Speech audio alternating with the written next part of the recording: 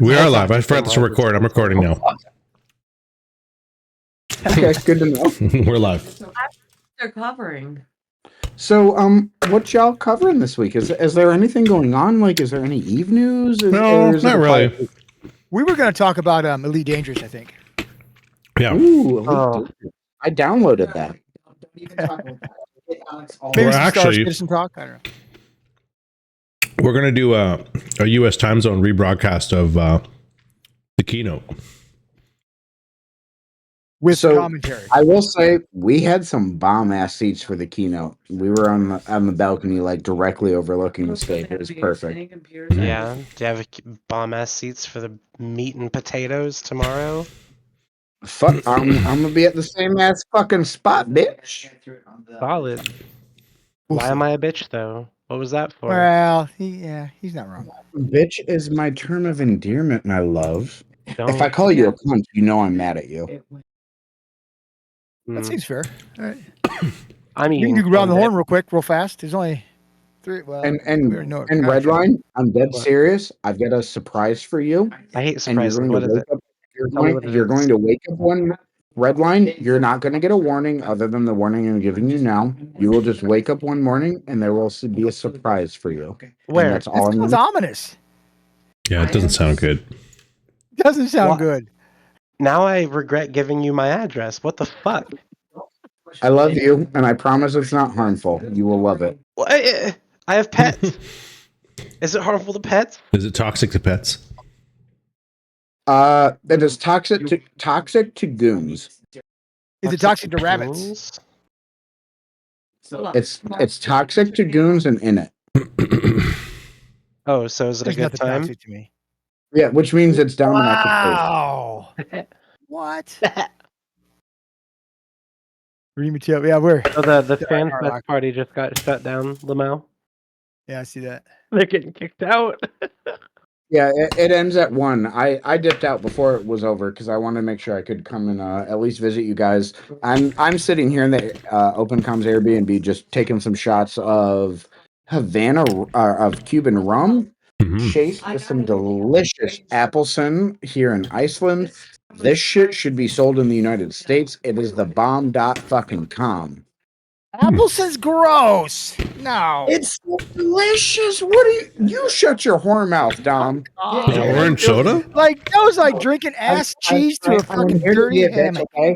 So you may call this gross, but anything we have in the U.S. that's like an orange drink is far, far worse. So I'm not gonna argue with you there, but Orange that's Fanta? gross. compared to this, Orange Crush? Fuck, come on, baby. no, Orange- orange crush orange- is fucking shit. Orange Appleton's Fanta? gross. I like Orange Fanta. No. What? No, have you seen the list of colors, like artificial colors, and then never mind. We're done talking. Orange Fresca. Don't you have Fresca? And is there Orange Fresca? Is that a thing? Gave up. Orange Fresca is Gave the up thing. on me. It's a thing, yeah. Okay, there you go. And I'm not talking to you about this. I don't blame him, to be honest. That was Apex? I am a professional. Yeah, you are. Can't hear you, Scott. Who was that? Who just came in? Okay. Boom, motherfuckers. He's Oh, muted it's now. Malkuth. Okay, so Dom, what are you drinking? I am doing the black and tan. You can get black and tan again tonight because I Yeah. like it. That's not a bad drink. Oh, it's Scott's drinking rum and Appleton. Malkuth, what are you drinking? I'm got a nice cold cherry coke. Ooh, Cherry I like Coke. cherry Coke. Nice. Malkuth, my darling, I love my humble. I don't know something. Gay. Wow, I miss you that, tonight. I'm sorry. Elby, what you drinking? Root beer.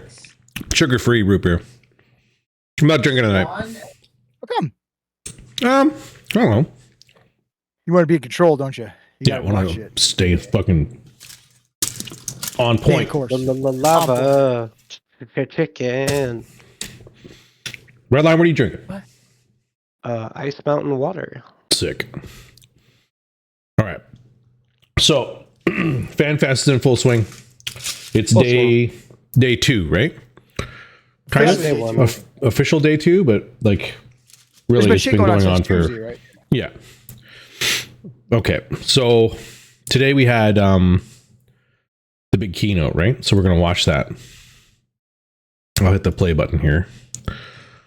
And I will turn the window capture on there. Everybody at home can see it now. Love And then it. I'm going to skip forward until we get to good stuff. Valid. Let me see here. Is that possible? Is it just gonna be over? What's that? You're skipping up to the good stuff. Isn't it just gonna be done? No. Sullen! There's actual stuff in it. Oh, I mean, it's debatable. And if you're one of the individuals in Twitch chat, you're probably already shitting on it from a distance for no good reason. There's a good reason, but No good reason, or okay, let's hit it. We can talk about it. I want to talk about the trailer. I was underwhelmed. what? You haven't been? You're not fooled now by a lot of pre-made CGI videos of ships doing things that you never do in game?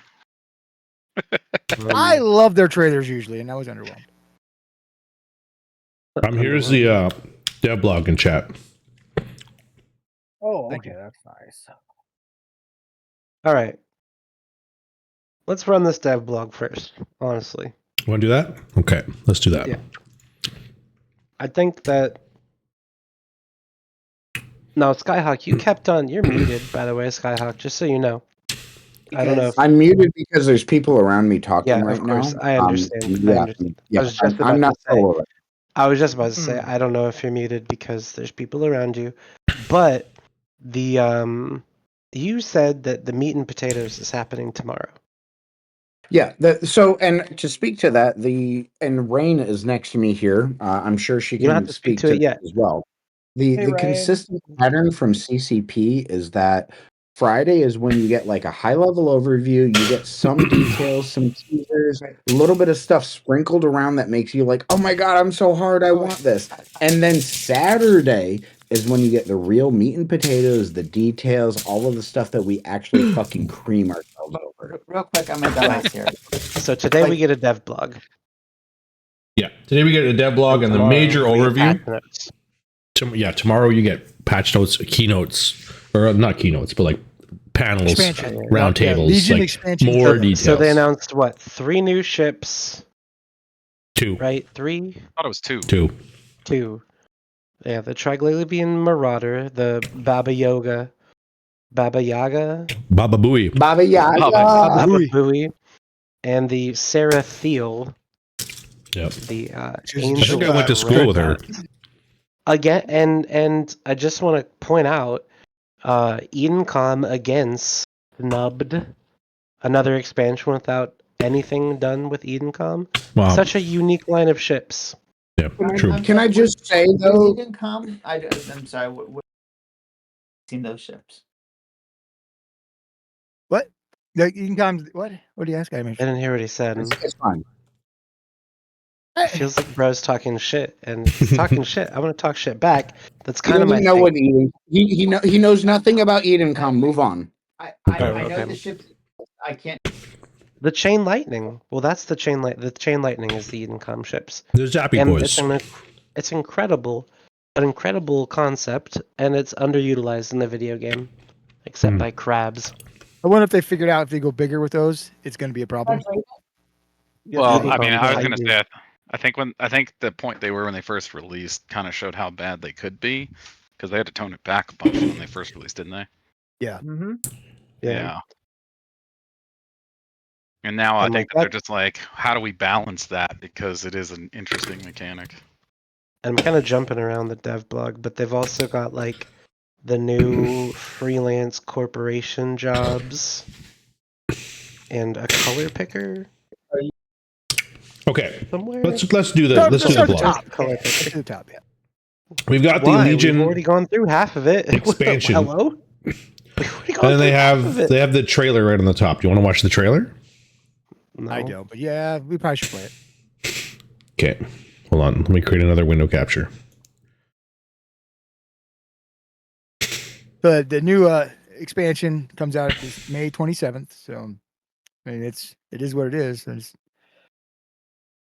I thought there'd be more sovereignty stuff. I know We don't know there's what the it is upgrades, but yeah, we do. They said No, Are like we talking- I was Skyhawk hoping they said, redo the starter this is system. just the high level, and then tomorrow is going to be the meat and potatoes. So we actually learn and that what the and expansion again, will be. that is the From consistent the high pattern that's level view.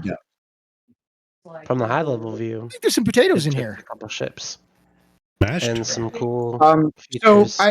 I do want to ask though, the Angel's Dreadnought that is going to be dropping, the Seri Thal, or I'm probably mispronouncing that Sarathiel? right now because I'm drunk as fuck. Sarathiel. Sarah Thiel, I went to school with her. How do so, Oh, she so was a how good do one. how do you guys feel about that dreadnought and the whole capital micro jump being able to be used while it's sieged? I mean, what's it going to do once it capital micro jump tribes away? Moves you Just 100, get 100 tackled again? Continues yeah. shooting? Oh, you can Yeah. move yourself backwards, I guess. That's cool, These but things are 100 going to be. kilometers Does is not far. it kill your siege? That'd be my Well, it's question. pretty goddamn cool when you can still apply damage at 100 kilometers plus. Well, you're right. It's because it's Angel's Dread. It's artillery, right, for their long range weapons. Exactly. So, That's like- why I'm like Redline. Your comments don't make sense. It can apply damage at range. Why would do you you mean? micro jump Excessive drive if of you're not in 100 trouble? kilometers. Of course it can, but why am I concerned about it applying damage to me at range? I'm going You- to be piloting my own ship. Yeah, you I think shouldn't it's- be concerned because they're going to be so expensive that you'll only see them so rarely. Agree. Yeah, that's kind of what I was going to get to. Everyone on open comms that comes to at least 5 fleets in a row will get one from me. Seriously? Serious? Somebody clip that. Clip that. Clip that So can I? per Is it character. retroactive? So like, will you just buy me one? Is Only it if you give me retroactive? head. Yeah. Jesus Christ!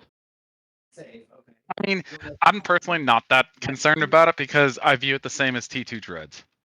It's a feature that's like, oh, that's interesting, but the reality is that it's just gonna be so niche where it's functional that it's gonna be like one of those another thing they introduced that's like, wow, that's so cool. All of 0.5% of the entire population will use it. What currently the current available pirate dreads? What do they run right now? I know what a faction dread runs, but a pirate dread, what do they cost? Anybody know off the top of their head? Excuse me. Jesus Christ! Oh, Oh. shit! They just rated us. Who did? I was watching the stream and Emmy, then Omi? I'm sorry, guys. Oh shit! Welcome to the low production value stream. We're fucking right out of her tonight. Damn, Welcome in. I gotta go do my hair and get on camera. Wow, Shit. yeah. Good evening. Good Don't morning. do that. I'm I'm gonna not even showing apologize them. now. Yeah. Yeah. Apologies in advance. This is all fucked up. Thanks, Amy. We appreciate it. We were all watching your stream, We were Yeah. watching your stream. Yeah. So, wishing I- we were real there. Sing Barbie quick, Girl. No. Before we get too far into things, I did love want to Barbie show you Girl. guys. This is the shirt that we got for FanFest this year. Nice. Take it off. Show it. Take it off. Don't do that. Nice, dude. Don't. Nope. No. If anyone from Bad CCP is Skyhawk. watching, I could have made. See what that. you need to do then is start a bidding war. Now, okay, say that again. I like that. Start a bidding war. Someone starts bidding to make him take it off. The other person starts bidding to have him keep it on.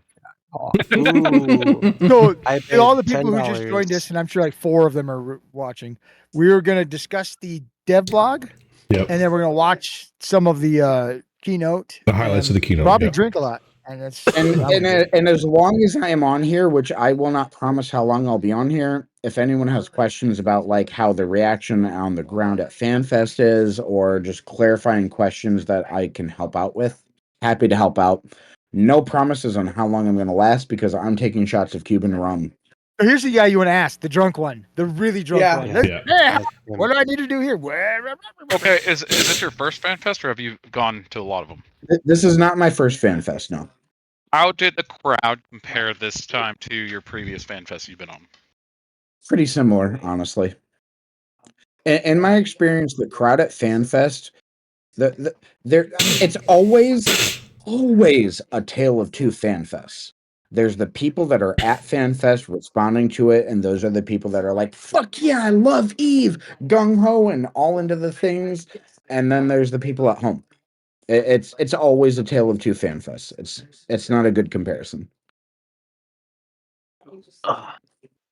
It is interesting though to compare historically when you've been to several. Yeah, I will say it's pretty consistent, isn't it? If you make me compare to the previous FanFest, strictly, I think it was a more positive response than 23. Yeah, because you guys are back in Really? Harbaugh. 23 I mean, was that right there is abominable. just enough, right? 3-minute timer. Thank you, Rain. Hey, all right. Shout out to Rain Chocolate for making me noodles. I love her. Do you want to watch the trailer? Yeah, you can play a trailer, right? Yeah. So we're gonna watch the trailer. We watched it twice today. Well, we haven't, Mister. Yeah. Well, choking a dick. I'm not gonna. I've got no gag reflex. Okay, the trailer is running, but the mics are still on. Respect it. Don't tell me what to do.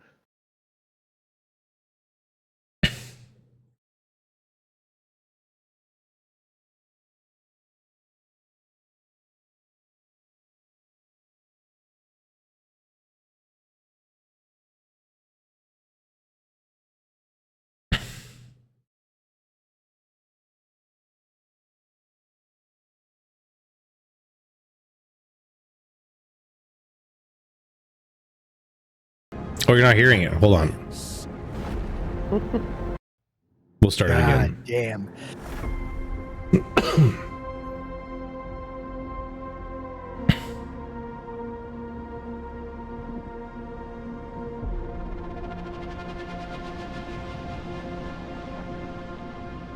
What if I made you a promise? That in the face of adversity, destruction, I could offer unity, an alliance.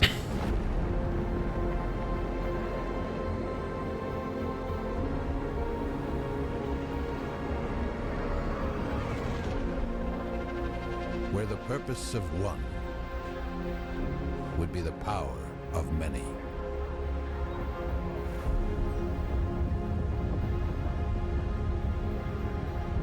Wielding every strength of the collective towards a unified vision and constructing a future.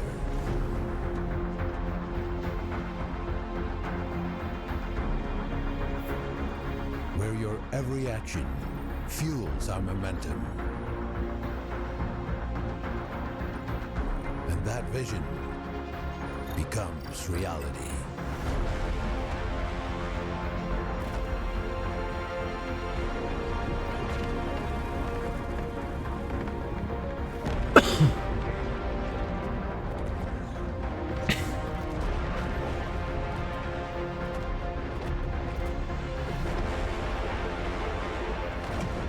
Out here, borders and loyalties are dissolved and reshaped.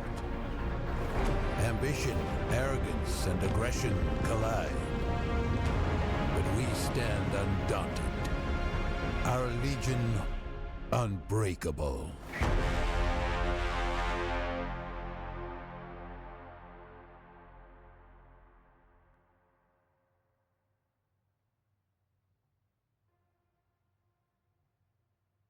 Hell yeah. Ooh, love the art though. I do love the art. The art is I very do like the nice. end. I don't know. Like I said, I've loved all the trailers, and this one just doesn't do it for me. I don't know. Maybe I'm just being a Yeah. bitch today. Maybe I'm just being a bitch. I don't know. Maybe. No, Gave me you're the not the only one. heebie-jeebies.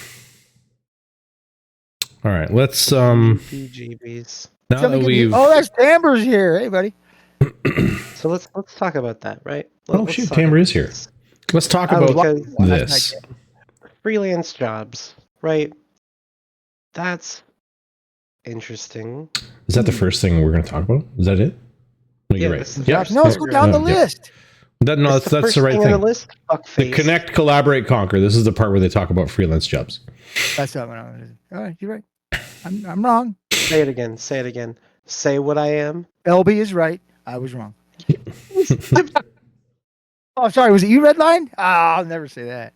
The validation I require. Oh my He might god. burst. He Anyways, might burst into flames if he does that. freelance jobs is pretty cool. That kind of makes it like it's a return of the old school bounty system where like you could actually put bounty bounties on people, Yeah. corporations, alliances, etc. People or things, right? Minerals, LP, fucking Right. PI, It's all expansion of that the kind of project. stuff. Expansion of the project system, right? And make it better. essentially this means that players can create quests for other players to complete. Right. They can exchange their currency in exchange for those other people's time in the ways of getting resources. A really great thing, actually. A good way to track that system. That's what, because the projects does it okay, but not great. So maybe this will be much better than the next step of the projects. The one thing on That's that what whole this is, deal that I really projects. like the sentence is it give a purpose to potential recruits. So it looks like people outside your corp will actually be able to access some of these freelance jobs. Brother, that's the point of the freelance that's jobs cool. is that they're Yeah. all accessible by the outside. That's just the I mean, new that's right, type they're of job freelance. that's accessible by anybody, public to everyone. So it's a corp project just like the ones that exist already. It's just the new one. So it would be in the same system, you think? Mm-hmm. Could be. Hopefully they've tweaked it a bit. It's I mean, it's that'll clunky. be cool because at least like if you got a lot of structures, you got a fuel, you can literally just put up a public contract for fuel, and hopefully then people can just deliver to it in theory. Yeah, that's a good point. exactly. And this has a wide range of uses, like somebody who's in a smaller alliance in a big group. Now, maybe some of the guys in the big group can actually help us out. And Not that they then will, but yeah, I mean, well, it'll be nice because like I can put a bounty on goons if I wanted to. Right. And Yep. anytime someone kills a goon, I just wait, lose money. have they explained how they're going to prevent like fraud in that? Like, How with would the you old fraud it? no, the They meat haven't and potatoes explained are anything. tomorrow. This is just a Yeah. broad Yeah. strokes right now. Meat and yeah, potatoes. I'm curious how they're going to prevent, because the way that the problem with it before was that, okay, I don't like you, I'm putting a 2 billion bounty on you, then you could just like collect the bounty on your alt. Yeah. Yeah. Yeah. So I'm curious how they're going to get around it. They probably aren't, honestly, my friend. Probably aren't. So But this bounty I- system, the money's not coming from CCP. Right. Right. It's I could coming put a from the bounty player. on myself, go out and kill myself, get the money, but I had to put the money up anyway. Yeah. This is my corp. Yeah. But like, if you say you want, I don't know, 300 million ISK for every LB corpse, I could just, as LB, accept that freelance job, collect 3 of my own corpses, and then turn it in and get paid. Right? There's no real. Yeah. There's no real effort there. That's There's not really no real fraud. like you're not getting what you wanted, which was somebody to pod me 3 times. Yeah, you got potted 3 times. There's 3 corpses. Doesn't matter but, who did it. But perhaps the spirit of your freelance job was not that I do it, but that somebody else do it to like piss me off Correct. or You're interfere right. with what I'm doing, right? But I don't think there'd be a fraud in that because the money's. It's not like you're taking ISK, cheating to get ISK from the game. Unless That's true, yeah. This is coming from another player, so I'm okay with that. That is defrauding the player. Unless you can somehow disable a particular group from participating, which would then just encourage them to do so on an unaffiliated. Like an ACL on your freelance jobs? Yes, correct. Yeah, but there's Yes, because no nobody has real that at way corp to alts that protect you don't it. know about. Right, yeah. Anyways, the color palette. Oh God, are we getting to that part? Yeah, Next, it's I mean, that part. That's next. Your Well, brand, Like your like colors, Steve's saying, if we your don't have any legacy. meat and potatoes, so we're just high level overview of this stuff. Yeah. Then we're gonna Talk dig into about the it. We can keynote, which is speculate gonna still. be the meat and we're gonna do that during the keynote. Goof. Yeah, I'm I don't know if I can keep up with that. worried about this myself just because of the fact that how the skins have gone. It's one of those things where it's like, wow, this is so cool. Oh, it only costs What? $2 bill per thing. This Well, is where's- worthless. Where's the Is this going to be in the corporation Skinner palette gonna system? Or is be? it a whole new system? You think? I don't even know. They haven't said, but if I had to Color get, selection. this is one of those things Looks where I'm like like so skins. excited about it, but I'm also like, but I know it's going to probably be so expensive that no one's going to do it.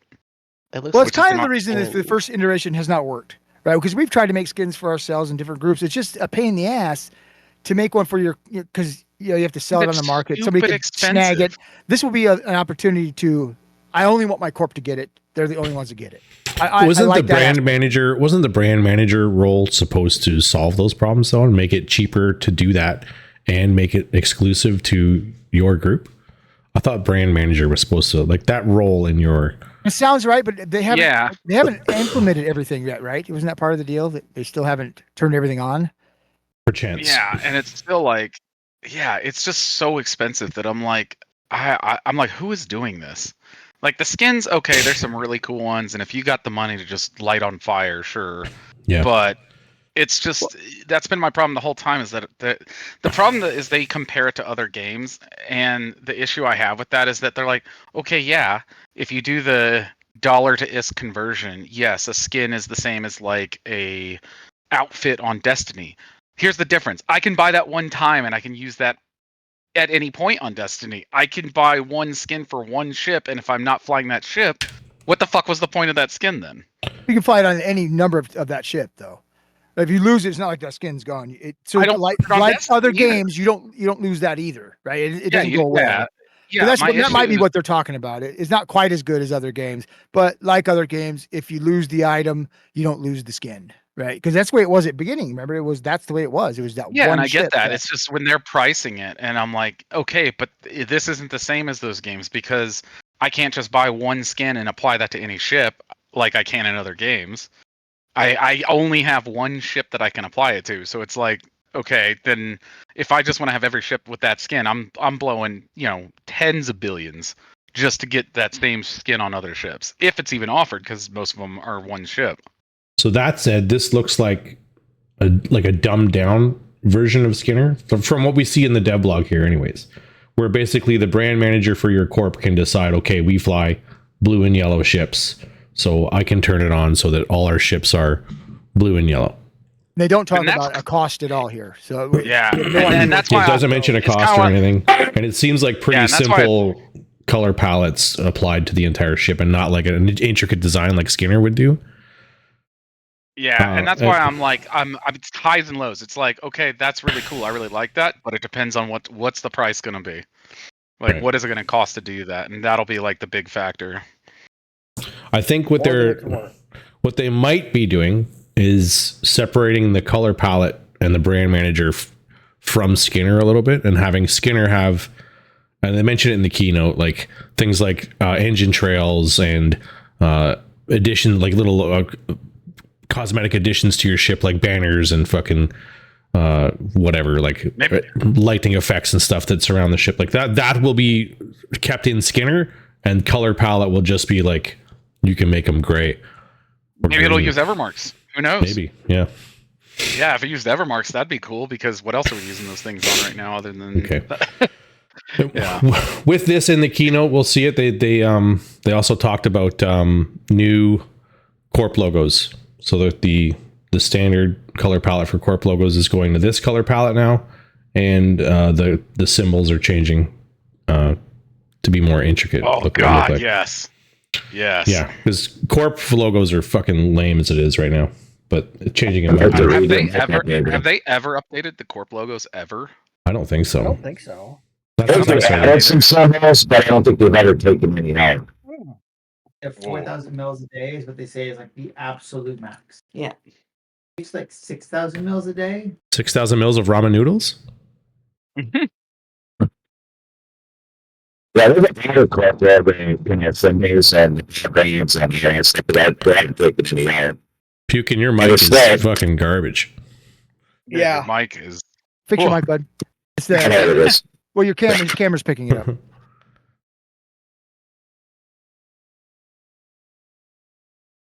Because Puke doesn't normally sound like that. He sounds pretty good. No, usually. he's got a new camera, and it might go. Oh, damn! I haven't seen Puke, and I haven't seen you in a while, man. Far. 2 new ships: the Barbaroga. Yep. And the Sarathiel. Yep. Is that Vinny Barbaroga? No. Is that better? Oh yeah, way better. Perfect. Am I the only one old enough to fucking know what that was? Never mind. You punks. Didn't know it. Poor Dom. Yeah. Okay. So Fuck.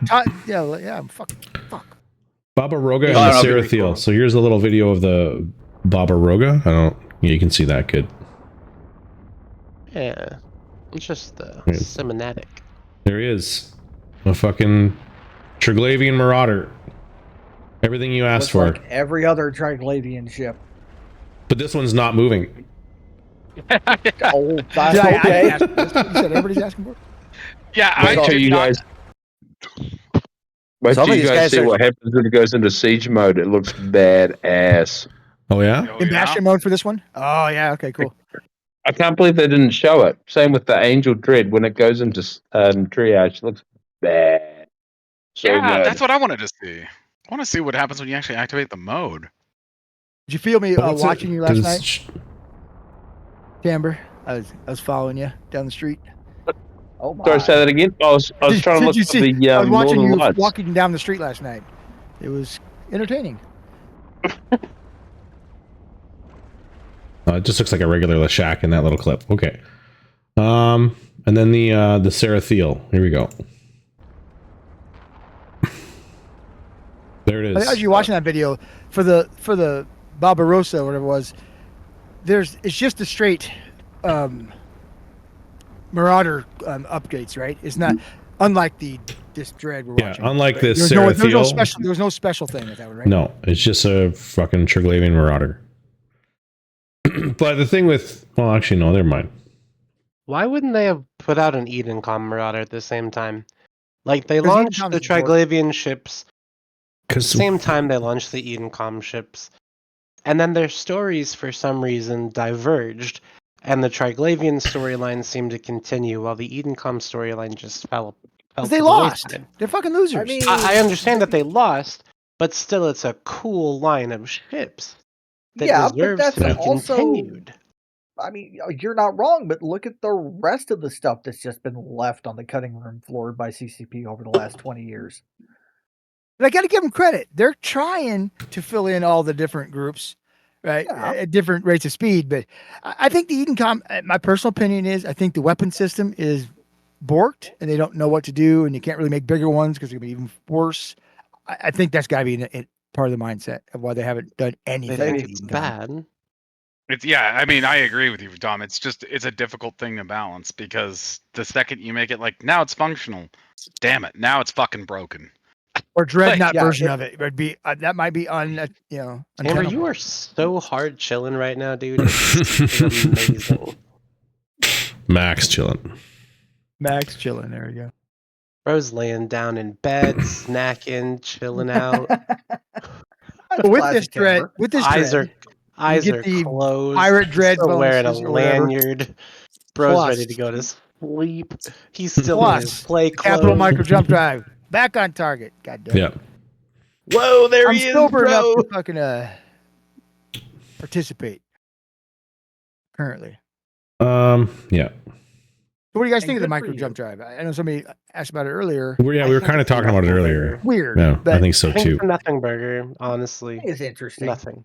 It's interesting. I mean, it might be the difference between dying and getting away. You know, like wait till your siege is almost dead, then micro jump drive away. It goes down and you warp away. Maybe something like that. I don't know. But I think what Solon said is correct. You're just not going to see very many of them because they're going to be outrageously expensive. Oh yeah. And here's the other problem too. Like you might think about this like, oh, that's cool. If I'm in a cat battle, I'll be able to jump out. Guess what? Guess who's going to be the number one target that everyone is going to point at and say, "Fuck you!" The second you get in any capital battle, that thing. Solon Decimus. He's on Yeah, field. that too. Fucking primary. Primary. Well, I would. But yeah, Well, yeah, can why wouldn't you guarantee- kill the super expensive dreads first, right? Well, send your Hicks towards Yeah. the super expensive dreads and keep them on the field and kill them. yeah, exactly. Your Like- micro jump drive is useless if you're hard tackled. Make T1 Maybe dreads it's good designed again. for only PvE. It's for also doing, useless if beacons. you have 100 dreads that all shoot you at the same time. You ain't surviving. Well, no, Like, you're just- LB said it. It's useless if you're tackled. Like if you're scrammed, it's useless. But you can't scram a sieged dread. You can't. No. No, you can't actually. He's Whoa. right. Oh, Whoa. fuck. I forgot about that. Never mind, broken. Whoa. Uh, Whoa. So this is a way to maybe escape. Maybe not. I mean, it's just a chance to escape. It's not a guarantee, of course, but or maybe you can micro jump your say outside of fucking tether range, micro jump back. I mean, I'm trying to think of reasons to use it, but I And mean, the only thing that pops into my mind is like you would use it right before your siege cycle ends, so you could potentially warp off. that's what I Yeah, said. exactly. But you Oh, you my don't need to wait apologies. for I that. didn't hear that. Yes, you did. You stealing my thunder. I'm sorry. So- my You bad. should wait for You it could so use that you this as can like warp. a smaller group of dreads, like a smaller group of long range dreads versus a larger group of short range dreads. So you're outside of their range. You're hitting them with your arty. As they close the gap, use your micro jump drive while you're still in siege to put that To gap back re-engage. on again and then re-engage. Yeah. Yeah, there you go. Yeah, that's an idea. So let's get the 18 billionist dreads on field. Yeah. Yeah. But of course, the answer would be to drop it with longer range dreads then, so that your range is negated. But then you're escalating, right? So it's an escalation happens trigger. anyway. Well, perhaps, yeah. Again, though, it still has a spool of time, and I guarantee they're gonna say "fuck that dude" and kill you before that thing even finishes the spool. Yeah. Maybe. Congratulations, though, to Frat for having the largest stash of these things already, because they've been farming Angels LP for since the beginning of Pirate Insurgencies. True. Feels good to Oh, is that where be you get pets. the pirate dreads is through their Yeah. LP stores? Yeah. And if I remember So after the the numbers for LP, it's like 2 billion LP plus 22 billion ISK That's me. plus the that's fucking Damn. just to get to BPC, and then you have to build the thing after that. It's not cheap. No. So if you do see one, you are going to shoot it. I don't know. It's like you said, the price wise, it's just ridiculous. Yep. I mean, So that's why I that's hate all these pirate faction capitals, because they're just like they're just basically dick flops for people who just have more money than they need, and they're not really functional for 99% of the population. Right. And then they only But come they're out nice for to those look big at. fights, and then they show up on the kill board after that. Yeah, exactly. Okay. Shape your space. What's this? New sovereignty upgrades? Yeah. Bringing wormhole space to nullsec? Not enough. No, it's weird. It's That's weird. I essentially really what wanted it to is, see some right? soft changes. I wanted to see some soft It's changes, like- but this is not what I was expecting or wanting for It's so like- far. It's like upgrades that add effects to the ships in the system, Well, basically, it creates a in- storm, a positive storm. Yeah. or negative. Like it's positive for something, negative for something. So yeah, kind of bringing I don't think the upgrades are. They're shattered just- wormholes. Yeah, to nobody null wants that. Oh, there's Well, definitely certainly people nobody want that. asked for it. Oh, the crabbers do. Yeah, they Oh, do. the crabbers, dude. Are you Fuck kidding yeah, me? they They're- do. They're Why? Yeah, literally they want fucking that? creaming their shorts right now when they read this. Like, Because- oh, There's because- one storm that they want, right? One storm. no, these aren't storms. These are upgrades. They're going to produce yeah. one positive thing, no negatives. That's positive. Basically, you said, everyone's yeah. going to say if you want a shield tank, you go to these systems. If you're going to armor tank while you're ratting, you go to these systems. That's how they do it. Yeah. So the example they give is exactly that. Apply a gamma effect to benefit your shield doctrines and capacitor capacity, and then another one, a plasma effect, will benefit your armor comp and module overheating. So depending on what kind of comps you fly in your space, you would put these effects in it. Similar to living in a wormhole with an effect in it, right? Or those one filaments, you could go do. I don't know. Oh man, you know what the best part is going to be? The fucking drama from the shield ratters going, Oh yeah. where the fuck is my space? You guys only have 10 systems I can rat in. It's like, sorry, bro. That's the only I can't one wait you for get. that stuff. Well, That's, the gonna be, thing that's is, the though, kind of is that- PvP I hold love. on, hold on, wait a I'll- second, because these are upgrades that go into the sovereignty hub, Yeah. which Yeah. already has upgrades in it. Presumably. It's just gonna. Well, This is going to be like a strategic thing. I don't think it's going to be a crab tool. No. Why wouldn't it? Wrong. I think yeah. it's Why wrong. wouldn't it be? Why? Yeah, it You would have to be. use- Well, you have because you're use going to have to upgrades- remove You have to your. use upgrades to get the sites to Yeah. run. You're going to have to remove some kind of upgrade to put this upgrade in. So Correct. what are you, I- what are you The removing? places they want them to rat and stuff, they're not those kind of upgrades. They're not putting the Yeah. big expensive upgrades already. They're already. Yeah, That's already in exactly. the works. I mean, that's the way we do it anyway. I mean, Right. they've got the shit planned out. Like, you got to do the shit here, here, and here because Yeah. we don't want you here or here or here, right? I don't know. I do know. I'm just. Wear Northern Lights. Look up. Get out of the city. You're But literally we did staring skip over. direct- There is one of the upgrades is going to be for generating new colony resources. So Yeah. I guess that's workforce. Sounds Right, like that's- it. Yeah. It's Like it's Skyhook just the one stuff, thing, right? New Yeah. resources from the current ones. But I don't know Is it- what the okay. new ones would be used for, and that's what I'm sure that they'll reveal tomorrow. Yeah, exactly. I didn't know if they included power with that one. That's why I was wondering that'd be because that's a big game changer. That the power levels have been everybody's had to work around. Yeah. And then they talk about an exploration upgrade that will spawn more data and relic sites. Yay! I mean, if you live in Sanchez space, and you want more relic sites, that's one way to fucking get them. There you go. You get your fucking what's the thing called? The boo boo doo doo faster.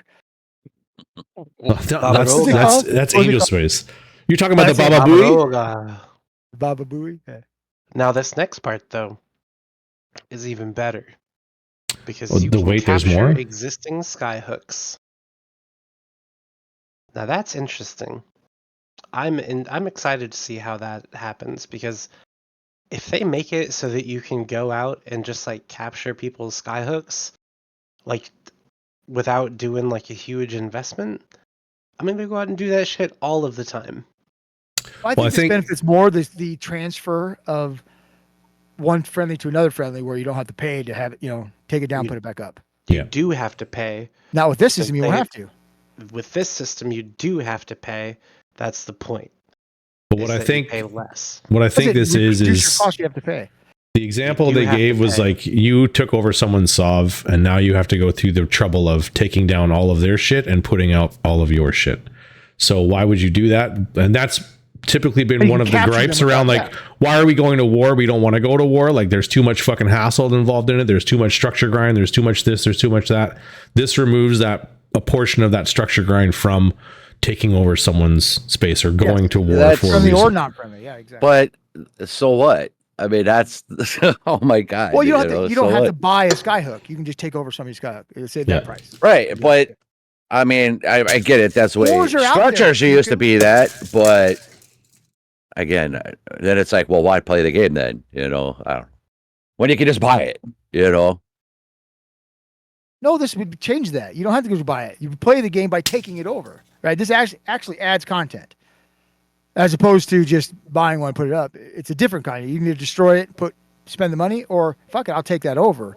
So hopefully there'll be a mechanic on doing that. It doesn't sound like it's just a give it to me or I'll punch you in the face type takeover. No. Right? There's got to be a mechanic to do this. Yukin's just mad because he clearly has like hundreds of bill and PI stored up that he's like, I want that to sell. Or he's been selling skyhooks. I do, but it's a delve, and I don't give a fuck about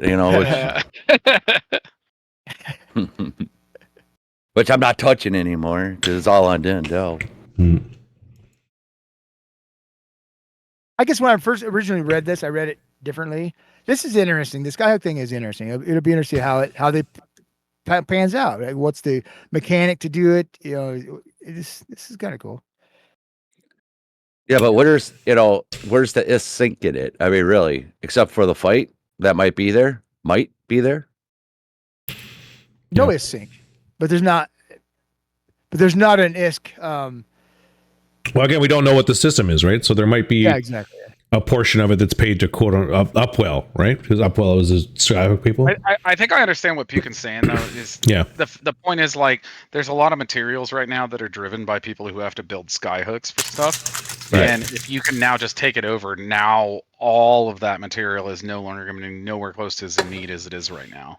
Correct. Yeah. They'll be free up more material to build capitals. And I'm trying to say, without trying to say, we build skyhooks and we build those parts. So I don't want that business going away. There fuckers. it is. Well, the system may be I'm a skyhook salesman and I hate this. Oh, got it. Yeah, that's right. That's right. Yeah. Fuck this. I want them to dirty used skyhook. You want that new skyhook smell. Don't do this. You want a brand spanking new one. Destroying it or taking it over. Hopefully it's not. They're just not going to switch it to where you only could take it over. Hopefully you'll be able to destroy them also. Make it the player's choice with what I want to do it. I'm going to try to take it over because I want this right now, or I'm going to destroy it and bring my own in. Yeah. Hopefully they give that choice. Then give the current owners the ability to self-destruct it. I just see Pukin slapping a skyhook. You can get so much PI out of this thing. Yeah. I'm gonna put them up, and then just start transferring them. Then here you go, transfer. There's also an easy way maybe to steal people's shit. I don't know. And then we go down here to the but wait, there's more. But wait, there's more. There's more. Legion will also bring sweeping balance changes to cruisers and capital ships, along with a range of quality Fuck of life battleships and updates. fuck battle cruisers. Fuck you guys. When Matar's coming back. And they have in this photo here, they have the new Thorax model, the new Celestis model, the new Mauler / Sacrilege, and the new Scythe model. So they've updated those. I can see a difference in the Thorax, but I don't see a difference in the other ones yet. Well, because the Celestis is so fucking ugly, nobody flies it, so you've forgotten what it looks like. The Mauler looks like they've added a little more beef to it, and I don't know what they did with the Scythe because it's too far away. More engine-y goodness on the back, it looks like. So they give a Thorax a little bit more girth, so they made it symmetrical. It's symmetrical. They made it symmetrical. Thank They ruined God, it. Thank God. Yes, thank God. No, They ruined it. They made they it. ruined it. I like the asymmetrical Valenti ships. Now it looks like a proper dildo. Perfect. No, it looks like what I'm saying, fucking right. pocket knife. Is it like a ribbed dildo now, right? It's got a safety. It's got a safety hilt on it, so you don't get it in too far. Oh, there you go. It's got the thinking of your stopper, health. like a stopper, like a butt plug. Yeah, that's right. Wow. Oh God. Wow. And then Can't hear shit. What do you mean you can't hear shit? Oh, because he's at a bar. Never mind. But hey, they left the Celeste. Oh my God, that thing. They left it. That It looks bitch. quite different. Celeste is a bitch. It's still asymmetrical. So there you go. You still get a little bit. look, but listen, CCP. Where is the new Imicus model? How come it's still a banana with a kickstand? No, I hate that fucking You don't thing. don't you touch the Imicus. I love that ship. It's gotta go, Destroy man. it. It's gotta go. Oh, he's gonna come for you, Especially- LB. Especially with the Capsuleer Day skin, it looks like he's got a big dick and he's got a crutch to make sure he can walk straight. Again, No, I'll- No, I'm the Amicus I is gotta get the Amicus looks just the Amicus looks like they were like, oh shit, we put that bend in it. Just put a crutch on one side. Like it No, I looked like love an it. afterthought. It's a tripod. you don't think It's that one of my CCP favorite goes hells. to? You don't think that CCP goes to the penis museum and says, "Look, we can make ships out of these"? You know? Oh, Oh, yeah. it is right I there. think, oh, clearly they did. Yeah. Yeah, The art team has a season pass to the museum. yeah. That's funny. We got some Vanguard stuff. Any Vanguard players in the house besides Yeah. me? I like it. I like it. Yeah? Yeah. I enjoy Yeah, so Vanguard. So this would be the last. It's not till September, but it'll be the last pre-open. Yeah, the what do you call it? Early access. The last early access event. So it'd be That's fun. what we need to Yeah. do for Open Comms. We need to have some Open Comms Vanguard squads. We haven't done it. Yeah. Yeah. Wait So till you get what- on my team. Wait till you get on my team. There. Yeah. Wait till you get them on your team. Really. Yeah. Wait till you get them on your team. It's a lot of fun. So starting For me- 16 September, there's a pre-alpha access event for the public, and then early access in summer 2026. The keynote is tomorrow, so you can tune into that. They have their own Discord; it's on there. Wish listed on So- Steam to help them get support. I've done that, but the Discord, it's a very active Discord. If you're not Yeah. part of it, I would recommend joining it. They talk and they answer questions, and it's very active. It's kind of Mhm. fun. Is there any plan for vehicles in this? Ever? Or is it just purely going to be? I hope so. But So the maps then- are so small at the moment. I don't know how you would do it. Yeah. Yeah. They've talked about pod insertions, like the Helldivers game where they come flying down in the pod. So that would be I like how that. Warhammer. That'd be a cool idea. kind of Warhammer-ish, yeah, too. So I don't think vehicles is too far of a stretch of like getting into a certain part of the map and then getting out of the vehicle, but I don't know about like Halo getting ODST. in a Jeep and driving it around. Yeah, getting the Warthog and we're going over here. Yeah. Or stationary weapons where they're kind Guess of would be. mounted. It depends how successful the game is. Yeah. How far they'll take something like that. Yeah, Oh, well, it's available to wishlist on Steam now, isn't it? yeah, you should do that. Everybody should do that if you're a shooter guy. I'm going to see if it's free. Why And why then, wish list? It should be on your launcher. Well, putting it on your wish list though makes it more visible in Steam. Correct. Yeah, more people. Yeah, which makes more people check it out, which means more people will try the open event, which means more people will hopefully buy the thing when it comes out. Oh, there you Well, go. I know at least one person that will Salartarium not. just answered my question.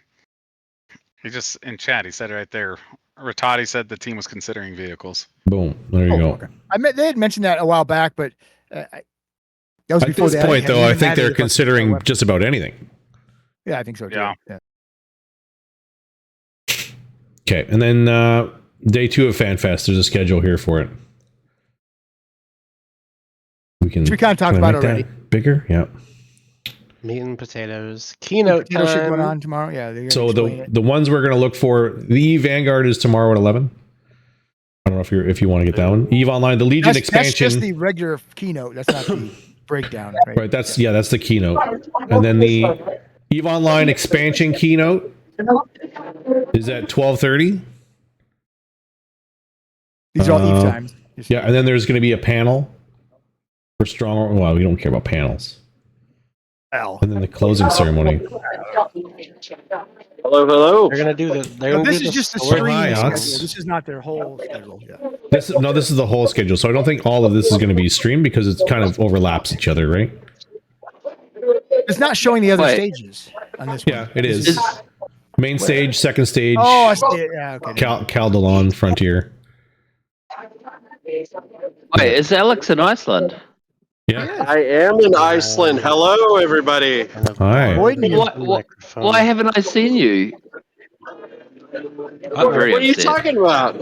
Alex. Alex. There you go. I got it made. So it'll be on its way soon. I got to buff it though. Nice. Who else do I got here? Who's the Vlad's. Yeah, Vlad's is right here. So I got Vlad's right here. I just gotta buff him. Beauty. So that's pretty much it for the blog. If you want, we can go through the Drayden's not here, man. There's no science people because we don't have. Where's Alex? Drayden is upstairs, completely fucked up right now, but I got an eye on him, so I'm keeping him He'll be safe, naked by the so. toilet before the night's over. Alex, did you see I it? hope so, man. I want to see some Drayden dog. No, I'm just kidding. I'm kidding. It's an experience. Alex. It's an experience. Alex, And did I've you see unfortunately it? had more than once. Alex, Wait, look. he's not even looking. Oh wait, Alex. Yes. You're drunk. Did you see it? Have I seen his dong? What? No, look. The coin. Look Look at the coin on the camera. screen. Look at this coin. He's probably on his phone. He probably can't see it. There's yours. Oh, that looks awesome. Yeah, Nobody so else yours on will the be on the screen way. can see what you're holding up. Nobody else on the stream can see it. Can't see it. And then, hey, Val. Awesome. Oh, he's looking in Discord. Yeah. And then, and then there's Is there like, is it like 400 and some odd people watching the stream? Did I see that right? Yeah, we got Yeah. rated by Fucking Amy A. Yeah, Omeo. rated by Amy, who was there in FanFest. Nice. Awesome. Well, hello from Iceland, and yeah, wish you guys were here, and we're having a really good time here. So That's good. got a new one for Dom. We're having more fun here. I'm just going to throw that out there. oh, fine, Dom. Okay, fuck you, Dom. Everywhere I go, buddy. Hey, by the way, a couple people are saying the stream is loud as fuck. No, I don't think we are. Oh. It's loud as fuck where they are. Yeah. Oh. Yeah. They're trying to fucking swing. You know, what do they call it? Flex on us. They're flexing on us. Let's hit the keynote stream now, and we'll find some highlights on this fucking thing. All right. Have a good day, guys. I'll go to bed. Thanks for stopping by. All right, man. Have Good fun. night. Good to see you. Dude, that's how you know. People are literally at a club watching this stream right now. They seriously. I'm gonna get live. Yeah, we're down at Lebowski's right now. So whoever's at FanFest right now, definitely join us. We got a good group upstairs. So Oh, you're making me jealous. Drayden won like 10 fucking beers, and yeah, he's like passing them around and stuff. So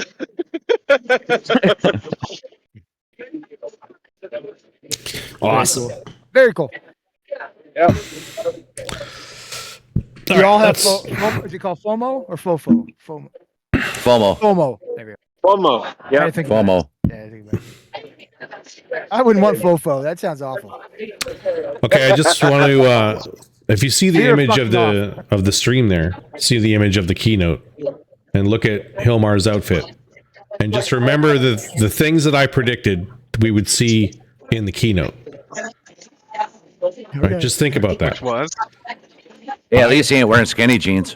I had predicted last week, or maybe the week before, when we were saying like, "What do you think's going to see? We're seeing the keynote." I said we will see Hilmar get on stage in a black button-down shirt, and he will do some sort of crowd participation thing where we'll say "Eve forever," and he'll raise his arms, and we'll see his undergut as he does that. That's what I predicted. But like, it's looking pretty good right here, right at the opening of the keynote. He's dressed in the typical Hilmar FanFest uniform. It might be too long. Watching show, it might be too long. And he might have watched last week's stream, and he might not do the arms way above his head. He might just go shoulder height. Because you bitched at him. Yeah. I don't give a fuck. Still got empty caves on my exploration sites, you ginger weirdo. Stop it. At least we won't see him in the hot tub. So yeah. Yeah, Drayden. I think it was Drayden that called him out and said, "Oh, yep, there's no. Oh no, it was Apex. I'm sorry. Apex was like, oh, there's like number 1, number 2, number 3. You called it, LB. You called it." All right, let's see this thing. We have to celebrate how you're helping us winning against the sheep, but it's they've been declining. But obviously, Dude, someone's hot micing like crazy. That's Alex. That's Alex. There we go. I can't believe it's been 18 months. It seems both longer and shorter.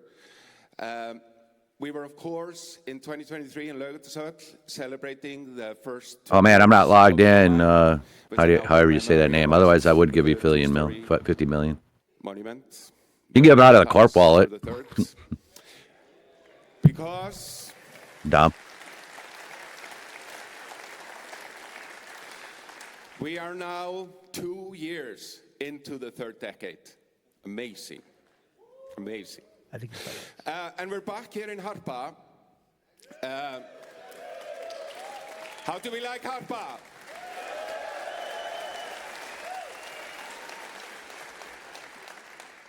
That's another very weird time warp. I was counting it up. We were here actually celebrating 15 years of EVE Online in 2018. 7 years ago. Man, time flies. It both seems yesterday being here on stage and again like an eternity ago. Because again, 15 years last time here in Harpo celebrating, now 2 years into the third decade. Amazing. So obviously what you have been experiencing and you will be experiencing here is a work of 400 people at CCP all over the earth that have been prepping a lot of stuff that is here on display, hands-on, all that. Please give that amazing group of people a good applause.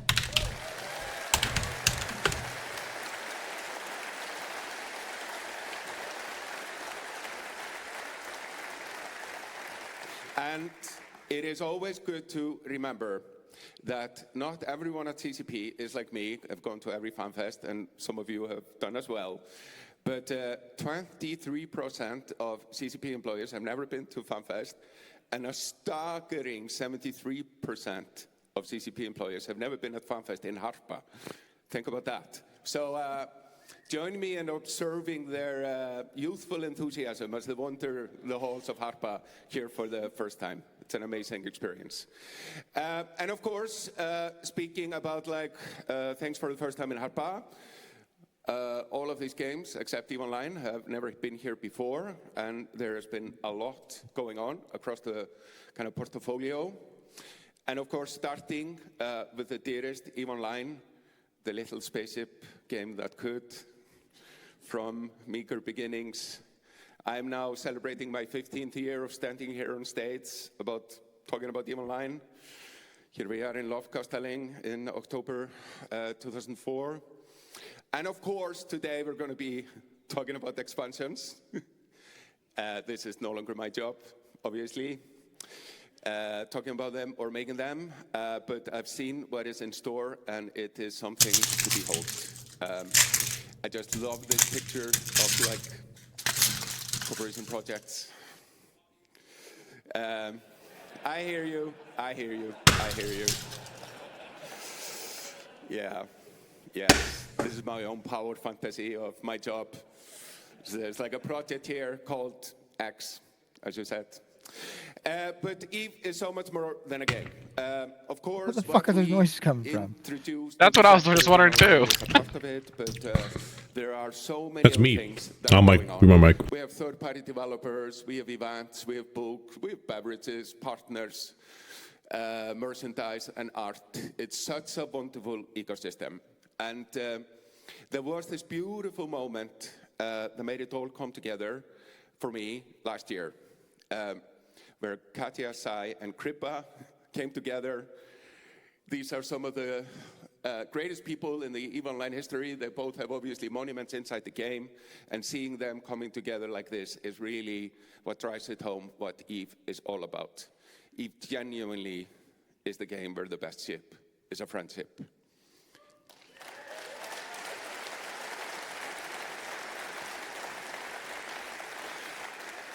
And I have to say, it's a bit surprising. We were very much going for this.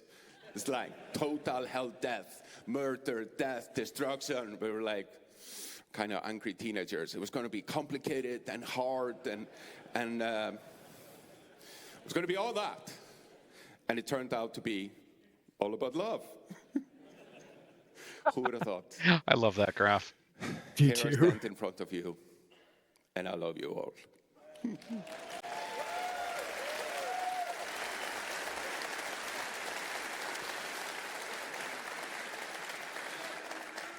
But if there's something we more also love, it's numbers, and especially when we have the highest numbers. So EVE has achieved 3 Guinness World Records. One of them was actually beating our own record. So technically we have 2 active ones. We're currently talking to Guinness Book of World Record, explaining to them the awesomeness of the great move. So hopefully when we're here in Harpa again, we'll be celebrating yet another new record. And of course, all these records belong to you. We just built the playground, make sure it's kind of holding together while you achieve these amazing things. And of course, now we have history books, very honest documentaries about the journey so far. It truly has been epic. It's not always been pretty. Here's an example of a feedback session. We operate a lot on feedback here. I think Omelka Gold is explaining something terribly complicated about EVE Online, and I'm squirming there in the chair. But we love it. And FanFest is very much about this. It's about like all the amazing feedback. We had a great session with the Council of Stellar Management 19 earlier this year. I frankly have never seen as much value be generated in one room as everyone came together to talk about EVE, follow with quick feedback, strategizing for the future. It really is amazing to see how much we've grown on this front. And if I do count all of the minutes and hours and years that people have played EVE Online, and I add them all up, and I take kind of theories about how the pyramids were built, we would have enough to build 11 of them. And of course, nobody really knows how these pyramids were built. And I, even though I've been here all along, I really don't know how we have achieved this. It is such a marvel that EVE Online exists and is growing and thriving on what is next week, year 22. It truly is astonishing. It truly makes me like confident in saying these crazy things. EVE forever.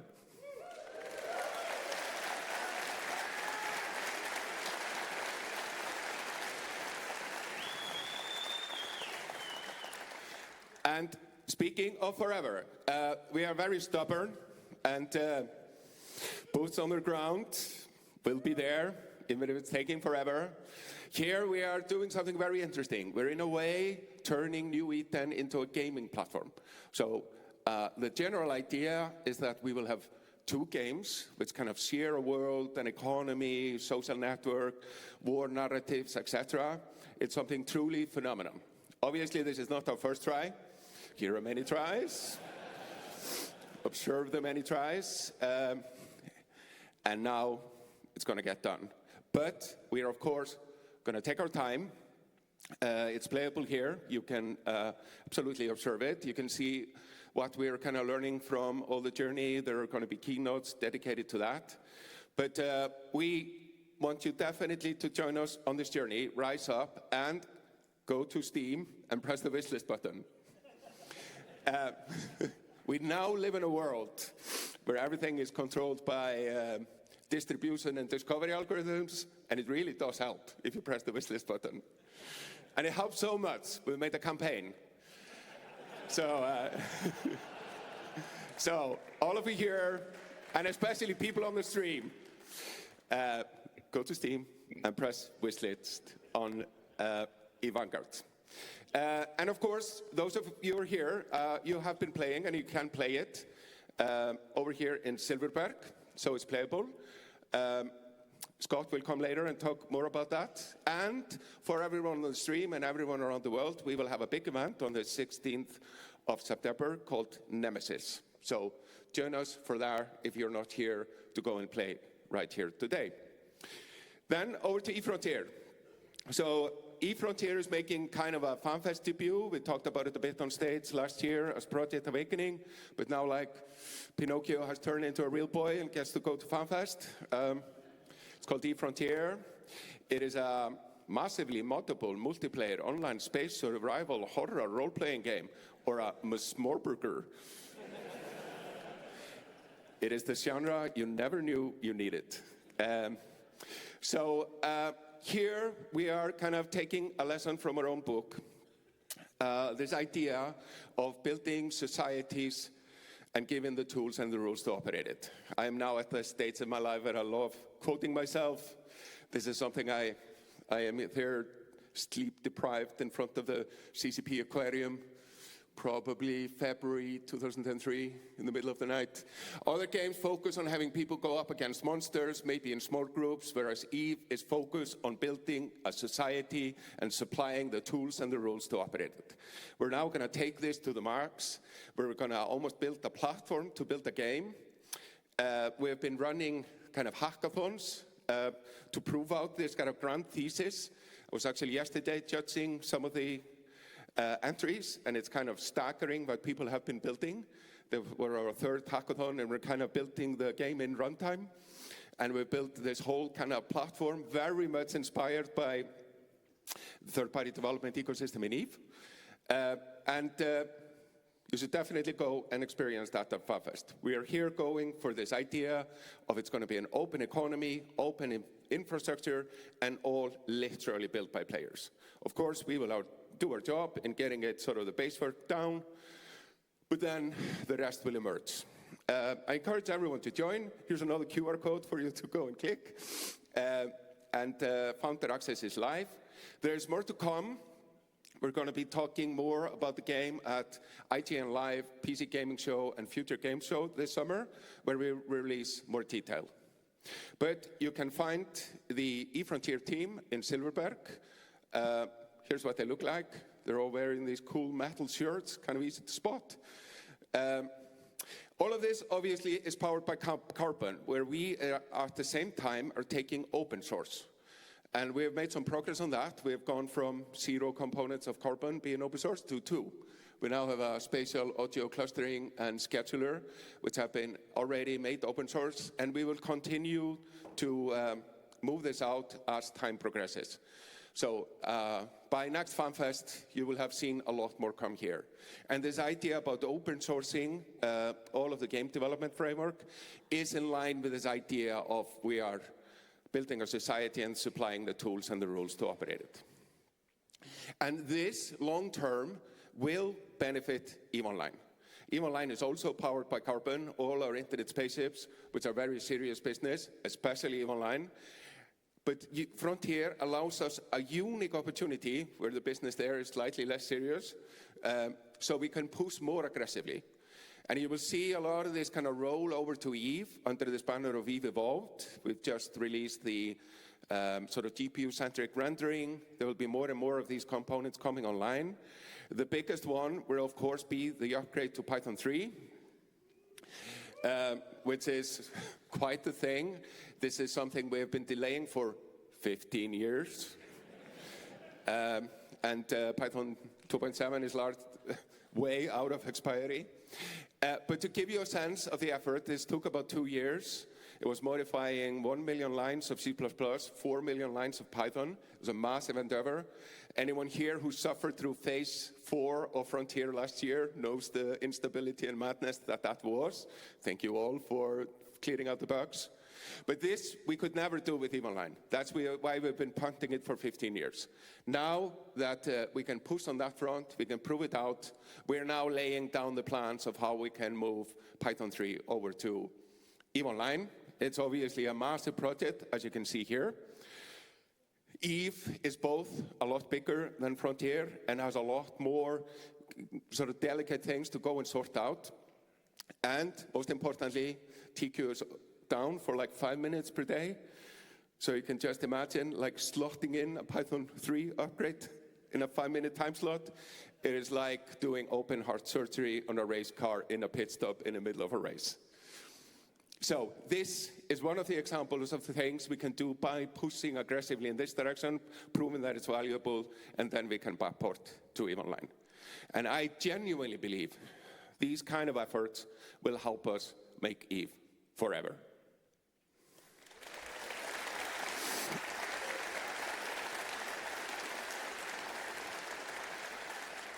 Then I'm gonna call on stage CCP Orca to give us updates on the publishing front. Hello, everyone. You want to pause it and talk about what so far, or keep going?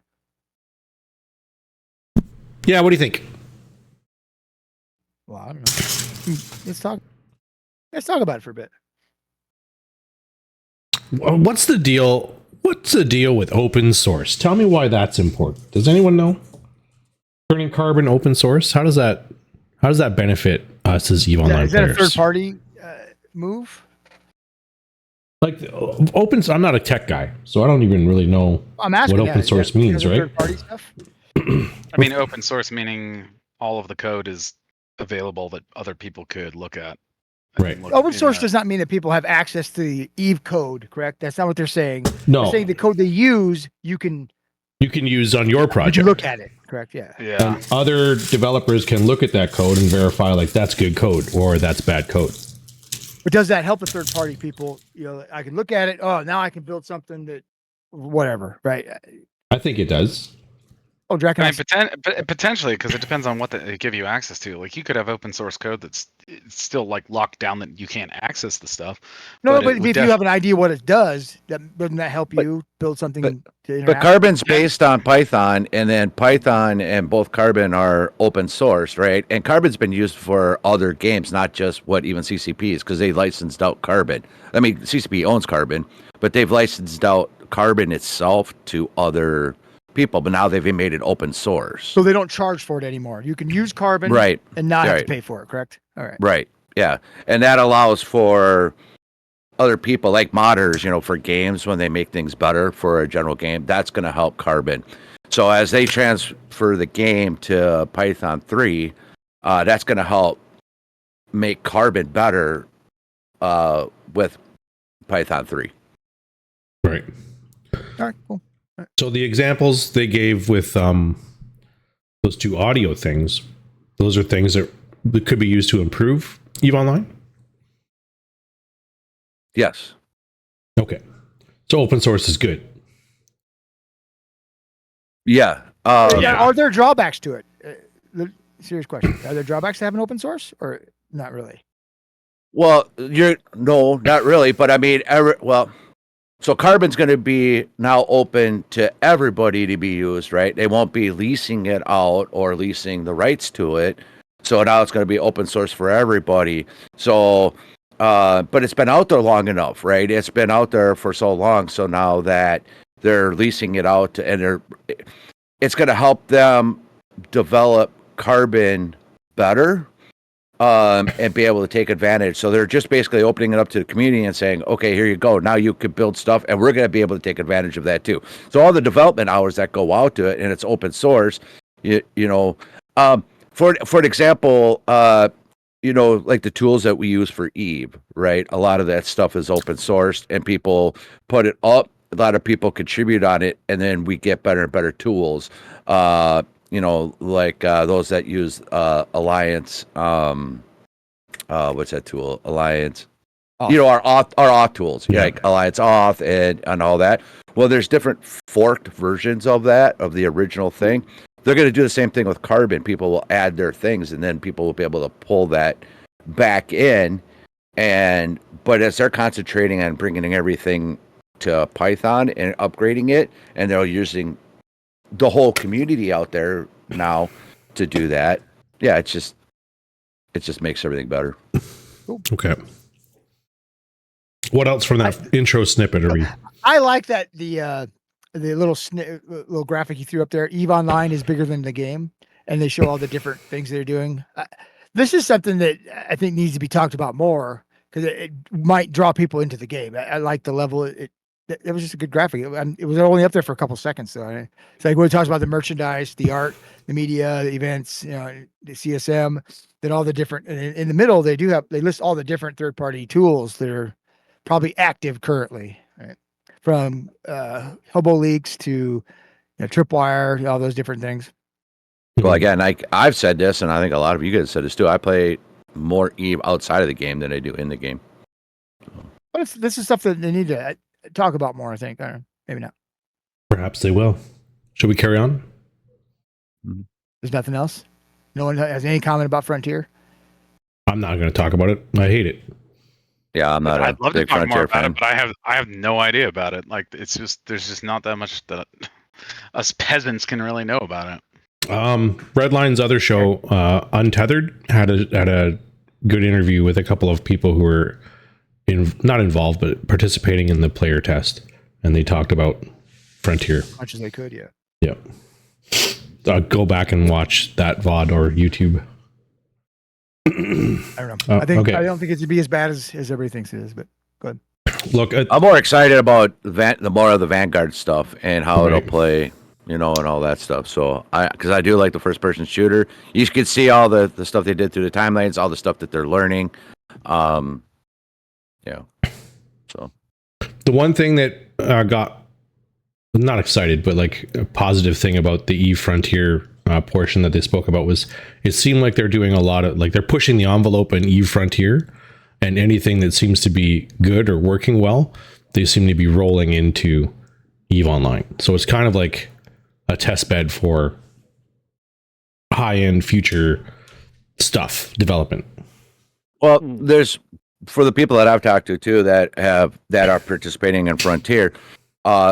For those that want to try to make money off the game and from doing things inside the game, that's the game to go to. That's gonna be the game that Eastern game mentality, right? Being paid to play. Yeah. Of the botting, that kind of stuff, writing scripts that are going to work within the game, that kind of stuff. You could do that in Frontier, where we don't want that as much in online, right? So it's a different type of play. And then of course there's the cryptocurrency part of it, where you're putting money into the game and possibly being able to take money out of the game, because of it.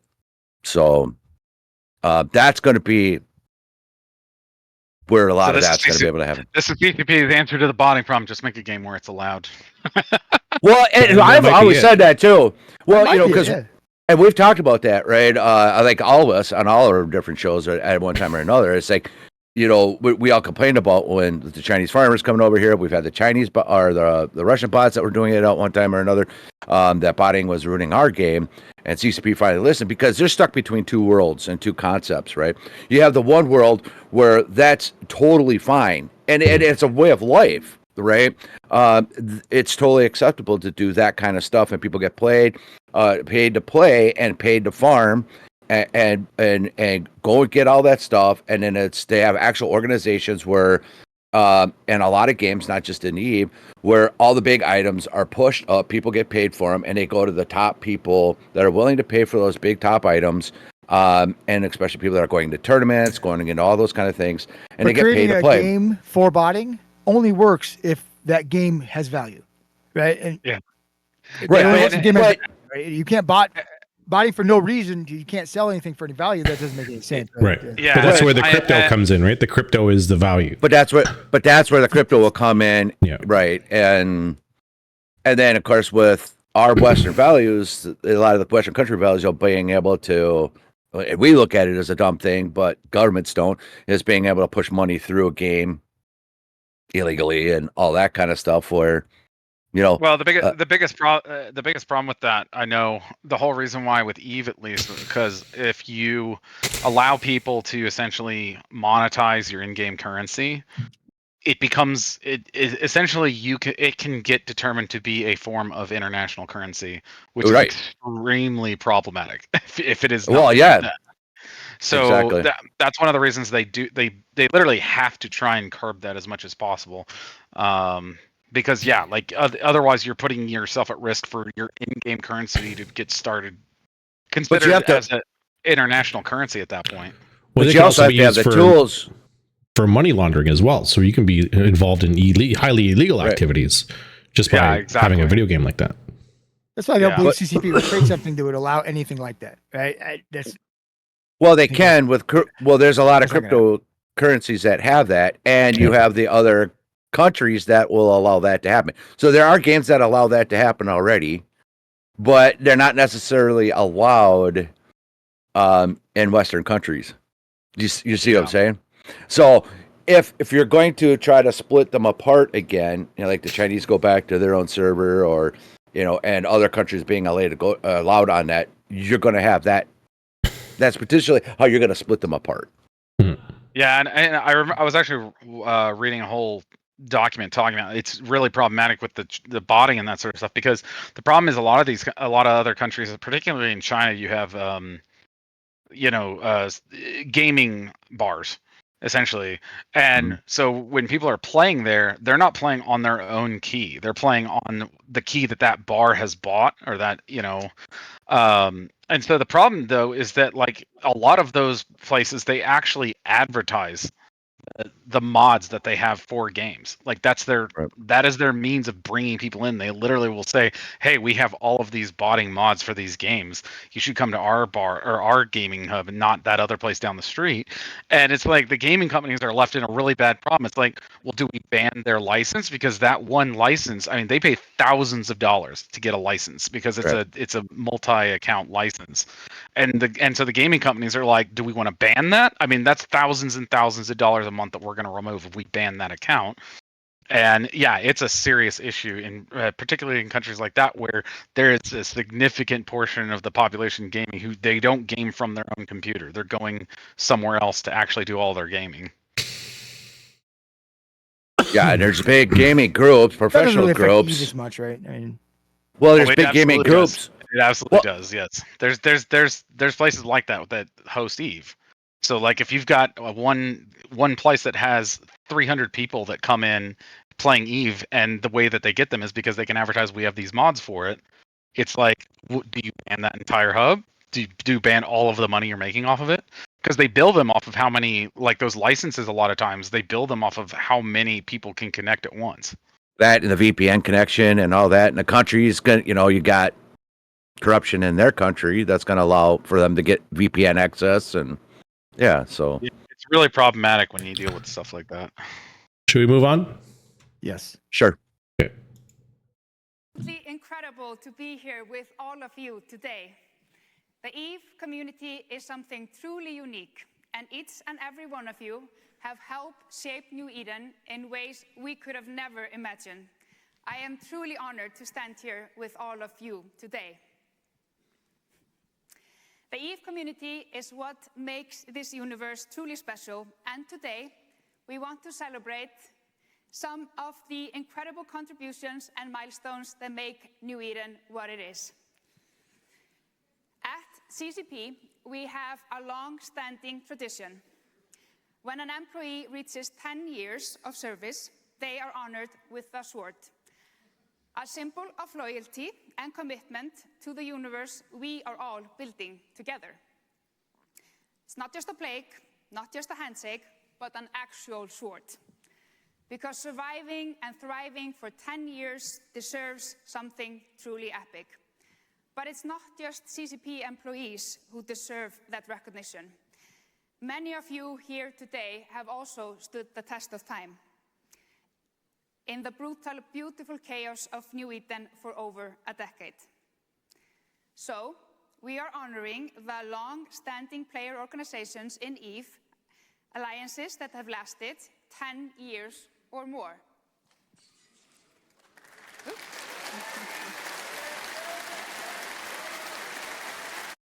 I'm gonna pause it there. Do you see anyone missing from that slide?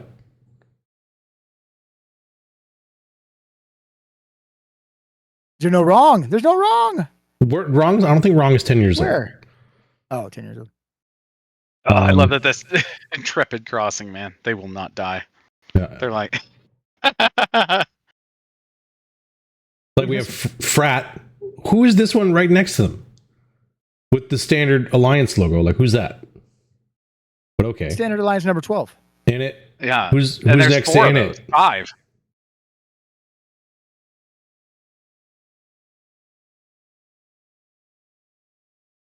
There's no CVA. There's no Ushrakan's right there, isn't it? The fist, right? Yes.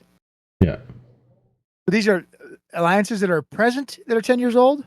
CVA is still around. No. Yeah, they've been. Are yeah, they? I think they have to be active. Yeah, I think they have to be active. CVA is still active. I think it's CVA dot, isn't it? Maybe. Maybe. Okay. I want to know what their justification was for still active. Because there's a couple on there. I'm like, CVA does where are they? people. Yeah, so there's a couple on there. I'm like, where are they active? Tomorrow, during the closing ceremony, we These will mix have of people. a short ceremony for those alliances, carrying forward a tradition that now belongs to all of us. I also want to highlight the incredible artistic talent within the EVE community. Throughout the years, we've seen amazing amount of player-made art, models, and creative work centered around the EVE universe. That artistic talent can now be seen in all the amazing art pieces we have at the charity silent auction. And for those here in Harpa, I recommend you go check it out in the trade hub and do some bids. The EVE History Wall has returned to Harpa, bigger, better than before, and with even more legendary moments. It's a celebration of the moments that have shaped New Eden, player-driven events, epic battles, and daring betrayals. A monumental achievement that have become a part of EVE's living history. But it isn't just a static timeline, it's a living record, and we will continue to document and preserve the evolving history of EVE, adding new chapters as all of you create them. Through the decades, EVE Online has thrived because of you. Your rivalries, alliances, betrayals, and victories. And this past year, we saw some legendary moments unfold. The great migration and the great alliance reset at the start of the year. And we at CCP watched closely by as a huge amount of faction titans were killed through a drop bomb in the Royal Flush. And some amazing fights over the Metanox moon drill. Since the launch of Founder Access, EVE Vanguard players have charged headfirst into brutal war zones. The battlefield is alive and it's evolving fast, and the Vanguard community is building it one deployment at a time. And recently at EVE London, we saw EVE Online players and EVE Vanguard players side by side celebrating New Eden from orbit to boots on the ground. Vanguard players met the dev team and played exclusive builds, joining creators and community leaders in shaping what's coming next.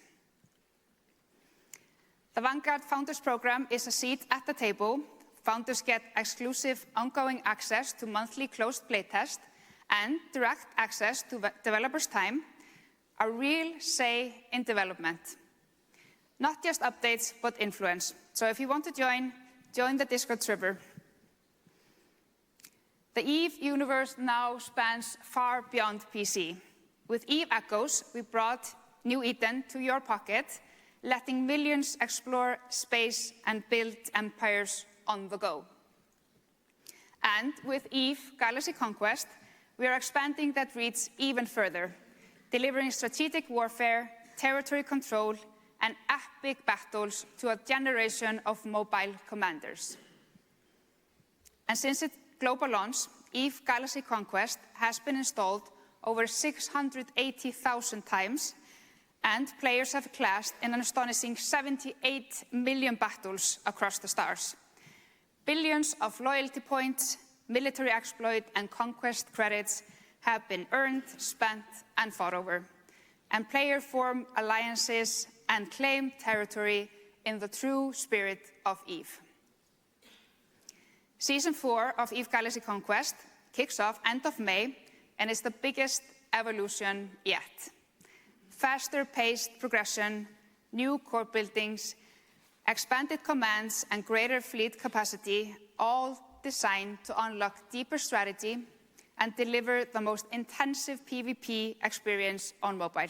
So now is a perfect time to join. All right. The EVE Partnership Program exists to empower and reward the most dedicated EVE content creators and third-party developers by providing meaningful support, incentives, and opportunities for growth.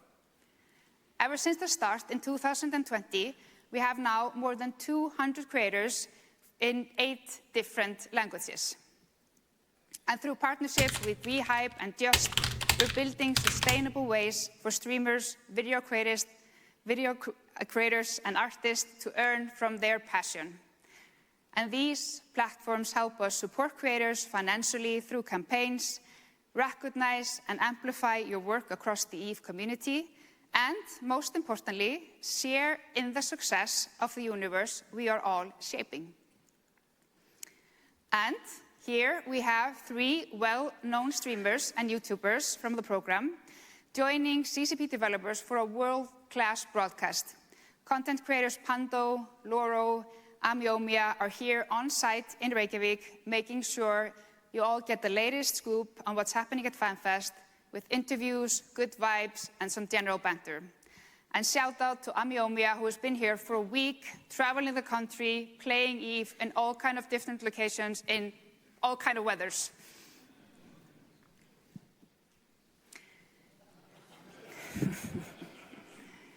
Competitive play has always been at the heart of EVE.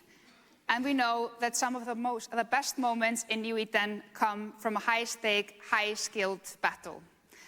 We all love a good fight, and there's no greater test of skill than the Alliance Tournament. And as you saw in the opening ceremony, the Alliance Tournament trophy is a true monument to the legacy of New Eden's greatest champions.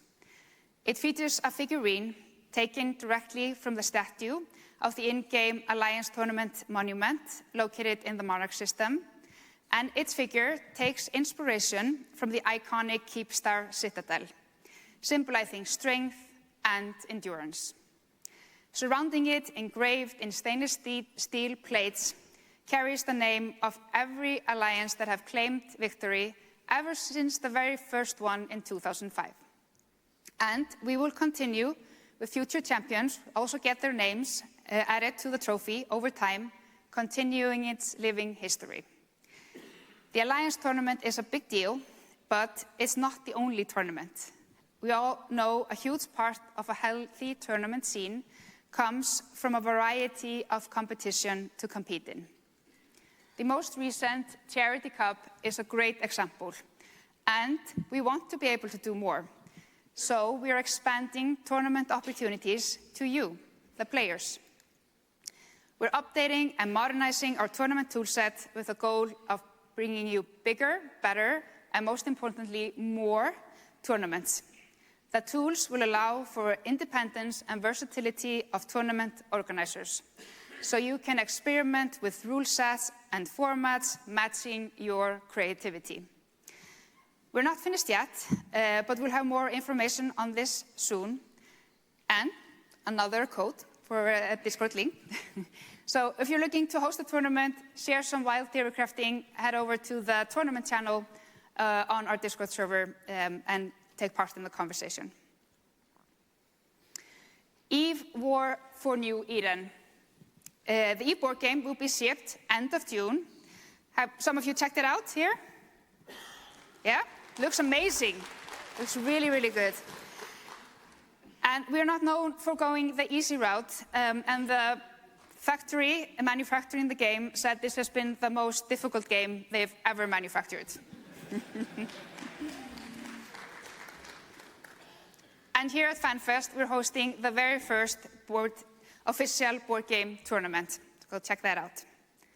And I'm happy to announce that we have, in partnership with Titan Force, a new, more casual, EVE-inspired game in the works. It's a cooperative game where players build and manage fleets to battle pirates and other threats. It features dice-based mechanics with a variety of dice types and plays like a deck builder, only instead of building decks, you build and upgrade your fleet. And anyone likes the sound of New Eden?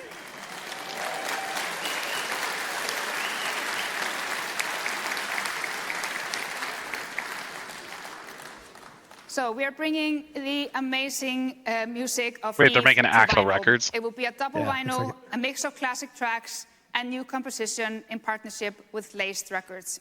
So a piece of the EVE universe in a physical form. And I promised my brand director to say that this is not the actual artwork or the name. So bear with us.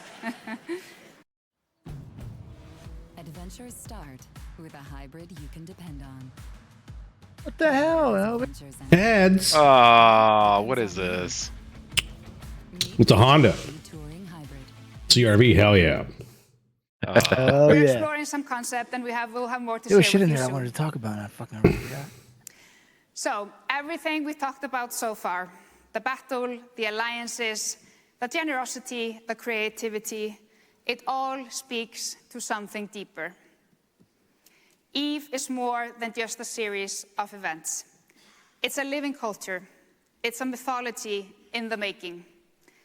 So that's why we're starting a new creative project called the Foundational Poem Book.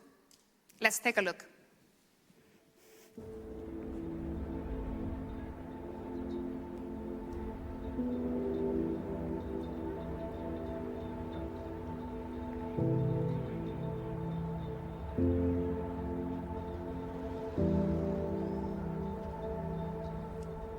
Listen, thou shalt, to the tales of Eve, the coming of Titans, the birth of Steve, the mining of rocks, the clouds, the moons, the battles of brothers, badgers, and goons.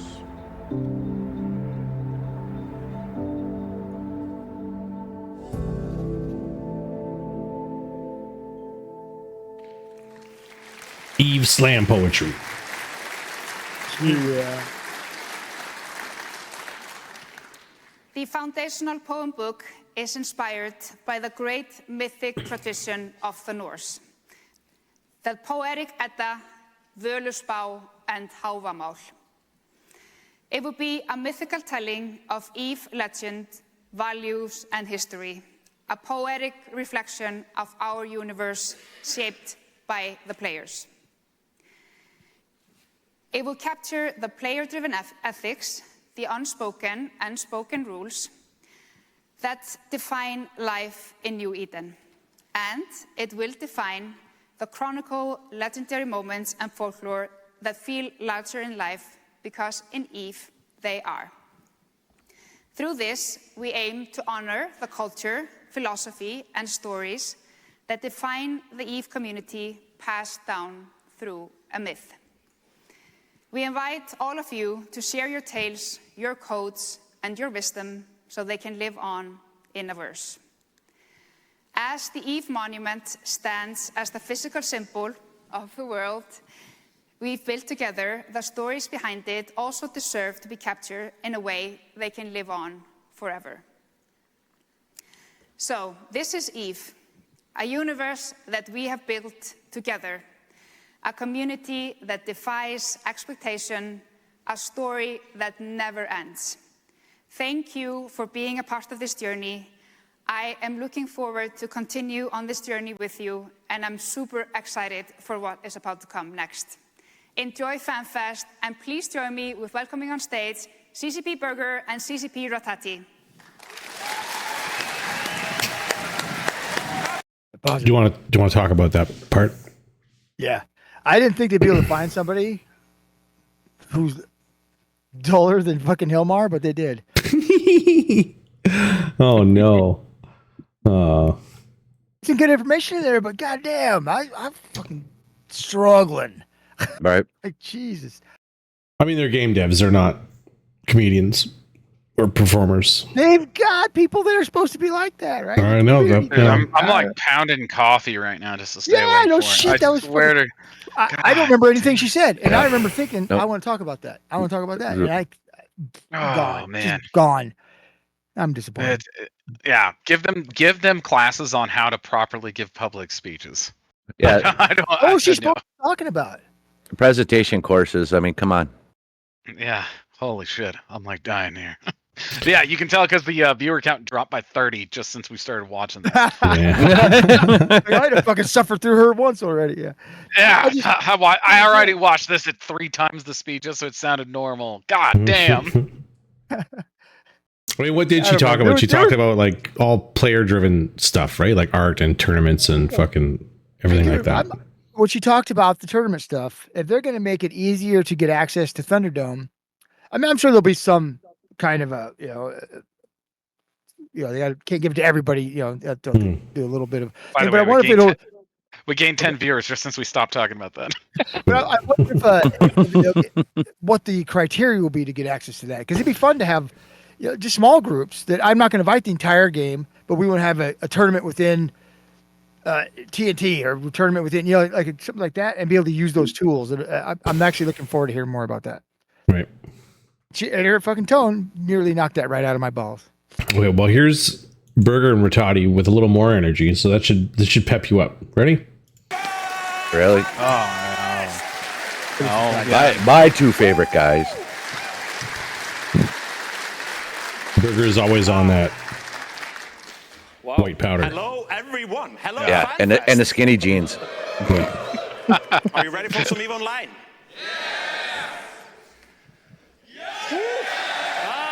Okay, now. Yeah, you must like that booger sugar.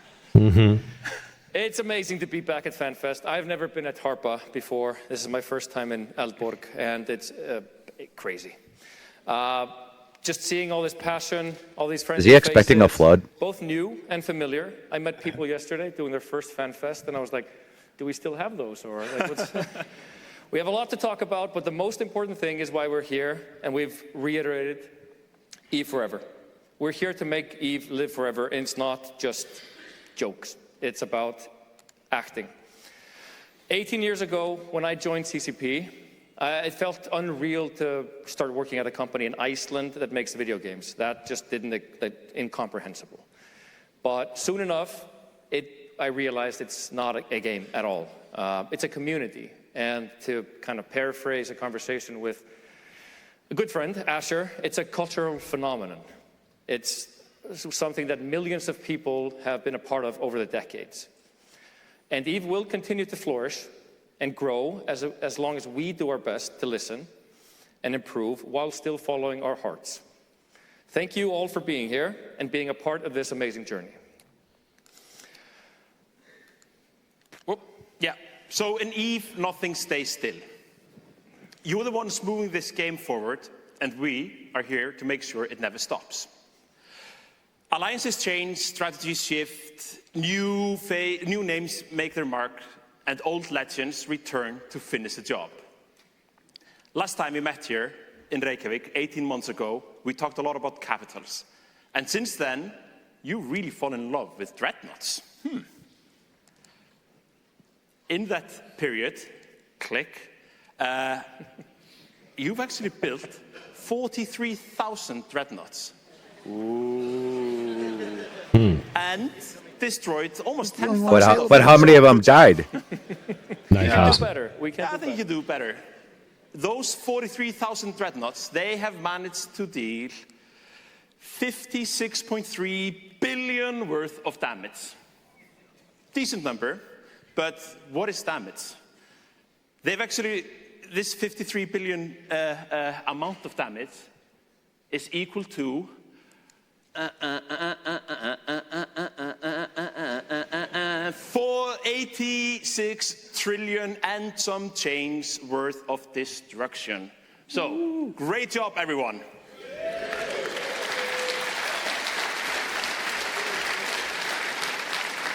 But wait, there is more. What's actually really interesting is there have also been a lot of dreadnoughts that have died. And that amounts to 83 trillion ISK worth of dreads have been destroyed. So our DTD, or damage trade deficit, is actually quite good. Can't complain about that. Well, it seems that you've been real busy building, killing, and arguing about stuff. And even moving to warmer places. But as someone who's moved countries quite a lot of times, and someone who really hates moving, I have to give the planners of the Great Migration some props. We were able to capture some pictures for the eventual Guinness World Record press release. And even if you really don't like the Imperium, I think we can all agree that the effort and planning by their leadership deserves an applause.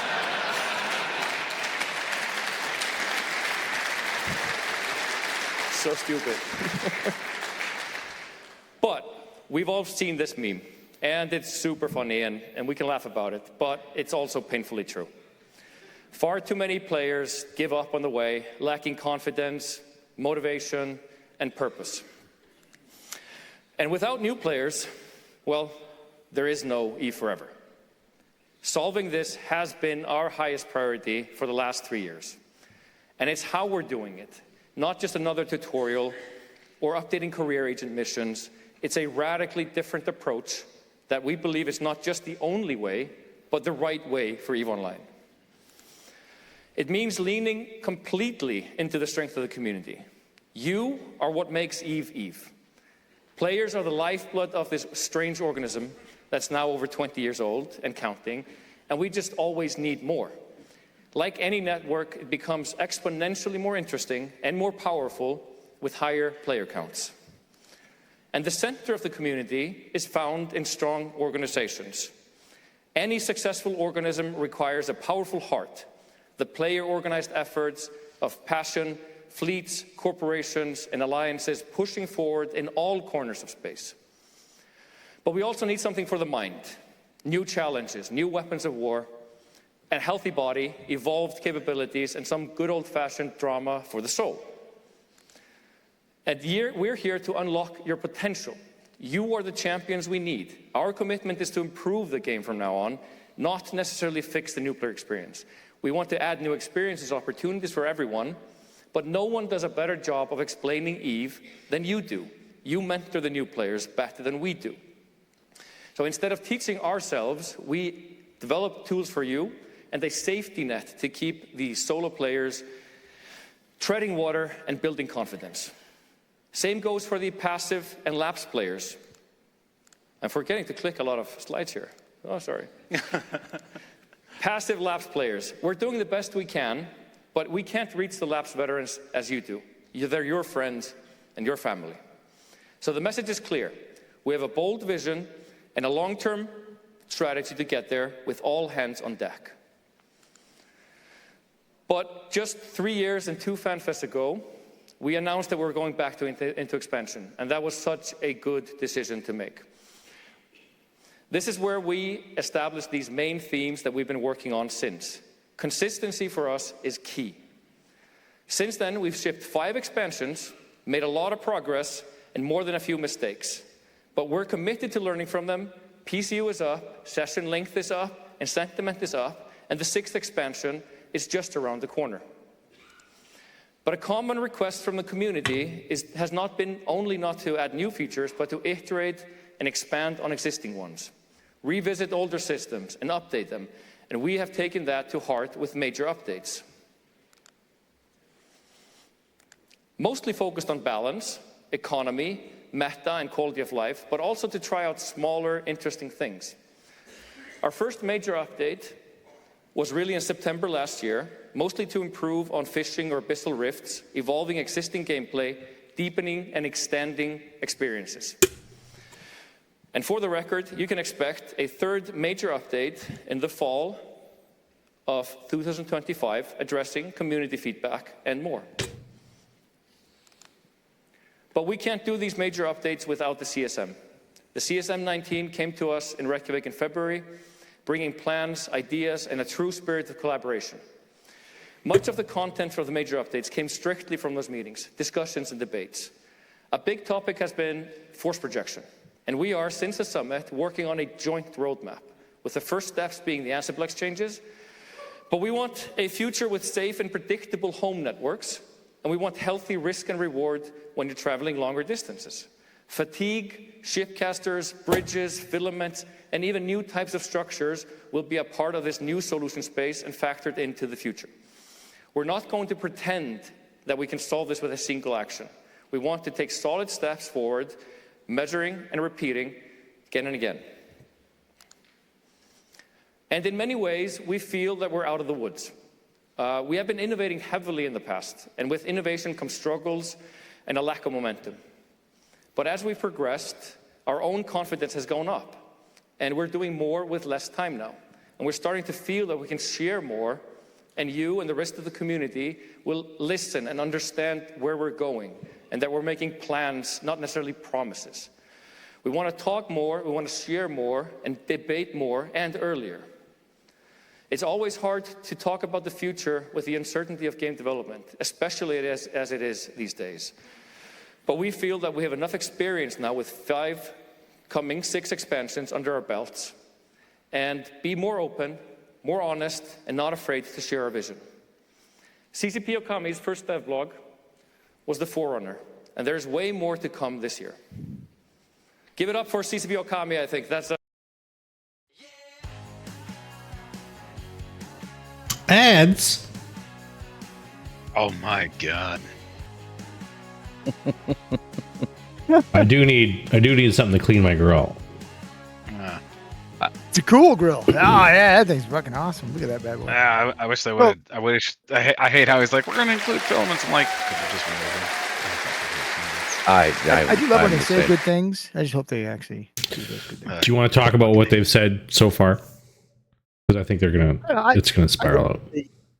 Well, don't you think the talking about the CSM the way they are? I would love to see that actually listen to feedback and go after that and make the changes based on that. I think they do a little bit, but that actually makes CSM more important, and that might be a problem because I don't know that the current format for CSM is actually getting people elected that are there because they want to help the game. You know, I mean, sure, some of them are, but I don't know that if it makes them more important, we need to be more careful about who we send there. That's a worry for me. So how do you fix it? I don't have the answer. I don't know. Isn't that the problem with democracies? Is that the government is formed by the people, but the people are stupid? Well, yeah, but you could add a caveat with some type of able to produce or prove some type of experience in that type of field first. You know, something like that. I mean, you get the garbage man go there because he's fucking really popular, but he doesn't know shit about fucking computers other than know how to turn it on. How does that help the community? You know what I mean? I don't know. I don't know the answer. I just when he said that, I thought to myself, that makes CSM a little more important. There's 12 other players there with him, you know, to like either pick up the slack or point out that he's not good, and then he'll only get that one fucking thing, right? I think the minutes should come out. You know what I mean? So that we can decide for ourselves who's doing a good job and who's doing a shit job when they're going to these summits. Well, when the big power blocks forever. Well, when the big power blocks communicate out why they're sending certain people or try to send certain people, right? And they communicate down who's doing what. And we have, shows like this that talk about candidates and that kind of stuff. I think that really helps to educate who's who. And then once they get there, if we do send good candidates there, if there's some shit candidates that make it there, that, they hopefully their voices are just drowned out by other good candidates. So, right. And I think that's happened in the past, at least, on some of them, not all of them, but on some. We've had in the past that meme candidates have been brought onto the CSM, like Zenuria, and he's actually done. But I heard he actually did a good job. So I mean, you never know. Yeah. Oh, sorry. Yeah, he actually did do a good job when he was on. I mean, there was a couple of things that he brought up that were kind of like, what? But there shoes. Yes, the shoe issue, because he actually was on the CSM I was on as well, and he, believe it or not, he did bring up like some good points. He was not like this. His personality in a formal setting. It wasn't like the bonus room. He took it seriously, right? Yeah, he took it very, very seriously. And to be fair, his topic was a serious topic that I'm sure there's some people that are like, I want to wear high heels on my male character. Okay. I don't know how big of a deal that is, but there's probably some people who do want that. I could see Puke and just like, oh god. Did you watch the hurting. commentary? Did you watch the commentary bar as well? No, I don't. It got pretty heated. The Twitch chat, you mean? Yeah, it got pretty heated. Yeah, I don't pay attention to Twitch chat. 85% of Twitch chat should be sterilized to help protect society. The only thing worse than Twitch chat is Reddit. That's it. Yeah, probably that should be thrown. It should be thrown out. But enough of it was kind of going up there. What was it heated about, though? Well, in particular, they had an interest in a particular CSM. They said he had done a lot of damage. At what point? Do you remember? Like right now? Are you allowed to say who, or? It was in Twitch chat, so it's not a secret. Just say his name. You'll see it because the name will come up over and over again if you. I don't have the Twitch chat. We don't have the chat on there, so yeah. Do you remember who was talking at the time? Was it during this part? It was one of the two picked ones. It's like there is also some debate if the picking system is really beneficial for the CSM stuff. What are you talking about? I don't. What do you mean the pick things? They elect 10 and then they pick 2. Yes. Where were they talking about this though, Millet? That's what I'm asking. During the keynote? It should be coming up right. I think within the items when they start talking about ships, but you'll start seeing some when they start talking about more of the personalization of space and different things, and you'll see CSM marks pop up, and they'll be arguing over certain things. So it's just something. I mean, we'll just watch through just this, but I think some of the ideas are interesting, but I was kind of, and I'll let you guys go through it, and then I'll comment on. What do you think of the comment where they were like, "We're going to stop focusing on the new player experience and just let players onboard the new players instead of us trying to fucking do it"? Well, I love that. No. I like that. Because so I'm glad they're getting away from the CCP Seagull mentality of I'm against the big power blocks out in Eve, right? I'm against them. Because she started tainting people at CCP there and you could still see it. I mean, when we were going through scarcity and when we were going through some of that stuff, and even with some of the chats with Rattati and Carneros and a few of them, you could hear it coming through them that they really wanted to limit how much control power blocks had with new player experiences and whatnot, and instead of embracing them.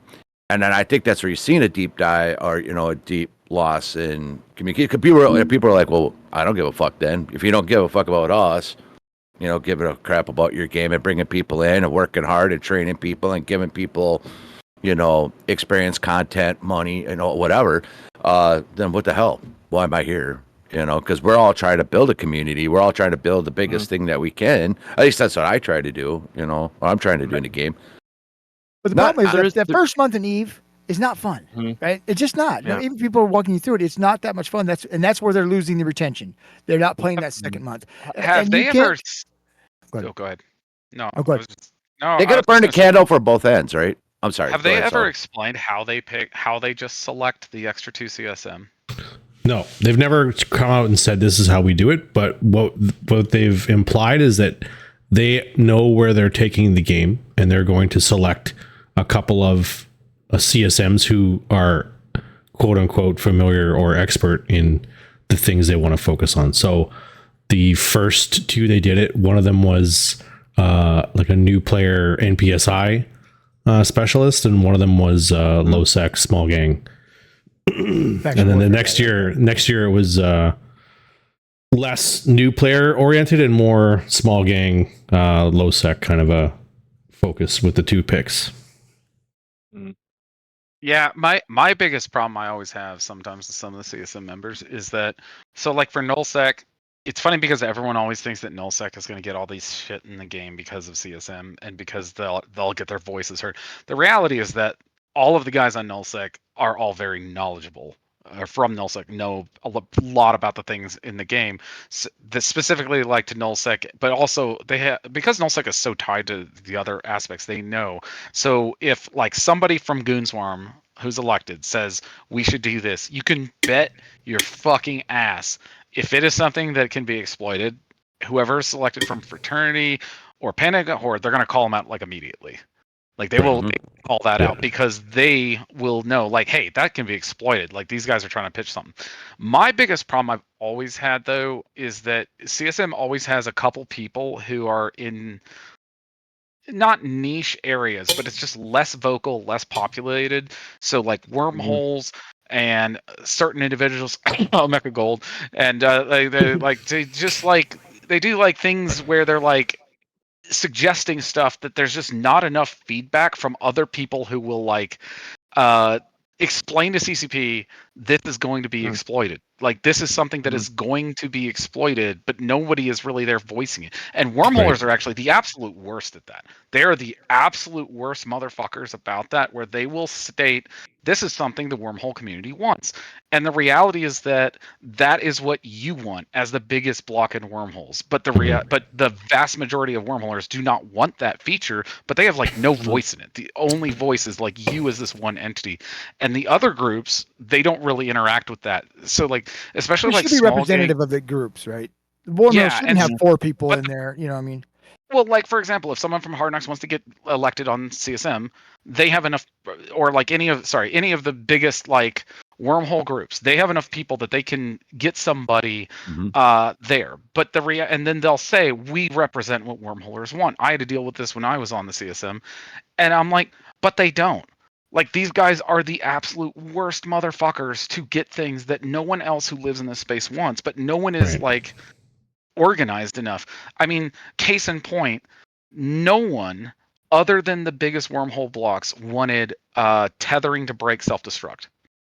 Nobody wanted that except for the big wormhole groups, because that was how they could now guarantee they get kills on their kill mails. Because people would self-destruct their shit specifically to be like, well, fuck you guys, you're evicting us, so I'm not going to give you free shit. And then they said they wanted that, and so CCP did that because they were like, this is what we all want. And I'm like, no, they don't. No, they don't. I can guarantee to you, if you are not in one of 4 groups in wormhole space, they do not want that feature. But you guys basically convinced CCP that they did. But is that those 4 groups' fault, or is it the other people's fault for not being vocal? Because there are there are other avenues, right? And here's the thing: is if you don't ever make a comment, don't ever bitch and or compliment, you can't be upset with when there's changes. If you're not trying to have input, right? And that's the problem with those groups they don't. There's only a few. The vocal ones are loud. I get that. But you got to remember. There's only so many ways to be vocal. Like, what do? You get on Reddit? You get on the forums? You get on like, the what forums. do you do? You got to get on the forums, right? If you feel strongly about something, you get in the forums. The problem where But what but you're here's talking the thing: about you don't even is know. You don't even know that this is something being pitched until it's done. that's my point. Yeah. That's one of the problems is the communication of the process is not being disseminated among the people who aren't in the know, right? It's just not. And that's a problem because just like you said, the change comes around. They didn't know anything about it until the change happened. And they're not doing a good job of addressing getting that information out. So the problem is niche players being elected to CSM, pitching things that no one else knows how to analyze, and then weird changes come through. Yeah, well, not only that, exactly. but also people who get then evicted out of their areas in reprisal. It also has happened, I think, twice now. Oh, Right, so and yeah. those- There's those- oh man, who is the? Oh man, it's the octopus guys that were from Wormhole Space. I forget what they're called now. Scary wormhole people. Rickabacker? Yeah. Yeah. Yes. Yeah. They literally got evicted from Wormhole Space because of the fact that they were trying to push things to wormholes that helped other people, not just the big organizations. And they are basically banned from wormholes. Like they straight By up the got players. told by the Because players. who was They their told them- CSM? It was Exuki's, right? Yeah, and I actually talked with Exuki a lot when I was on CSM because he knew I was elected by Goonswarm. Well, I was with the Bastion at the time, but I was elected. I was on the Goonswarm ticket, but he also knew that I still have alts that are in wormholes that I don't tell people about that live there. But I knew a lot of the intricacies. So me and him had a lot of discussions when I was on CSM just about stuff that is good for the majority of wormholers. And then he got elected and he was trying to make it better, and they literally got evicted. They literally told him, you are banned from wormholes. We will evict you the second we find you have moved into wormholes anywhere. Which is fucked. That's so fucked. They basically evicted him from a portion of the game just purely because they didn't want him to be representative, because they knew if he doesn't live there, there's no way he could run on a wormholer's ticket. Right. It's kind of an overreaction. Just don't vote for him next time. I mean, but that's rough. Yeah. Well, a lot of people that live in wormholes too. Be kicked out of the game. Right. A lot of people that live in wormholes too are running from the people in HiSec, right? The shitholes in HiSec. So they dive into wormholes thinking that they're going to be okay, and then they get evicted from wormholes because of those guys. Yeah. And if you're not one of those four groups, you're going to get evicted. Unless and the argument is always like, oh, well, if you fight us, we won't evict you. And I'm like, bro, you guys evicted my corp and we never even interacted with you. Right. we never even interacted with you. You just It's a weird culture in wormholes, right?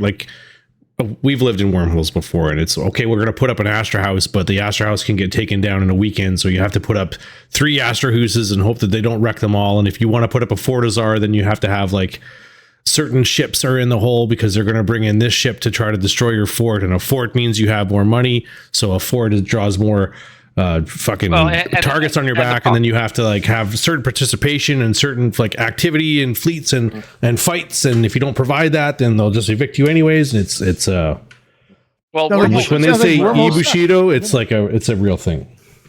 Yeah, wormholes are particular in a really bad spot because there's so much of the advantage to the attacker. I mean, the fact I've often said, I think one of the most fucked up things is that you can scan structures to see what they're fit. I don't think you should be able to scan a structure, because the problem is I can scan a structure and know exactly how it's fit and bring a perfect hard counter, and there is nothing you can do about it. Yeah. There's the second I shoot, do that to ships too. Technically, well, the second you shoot it, you can't refit it, right? Yeah, the second you shoot the structure, it's locked. There's nothing you can do.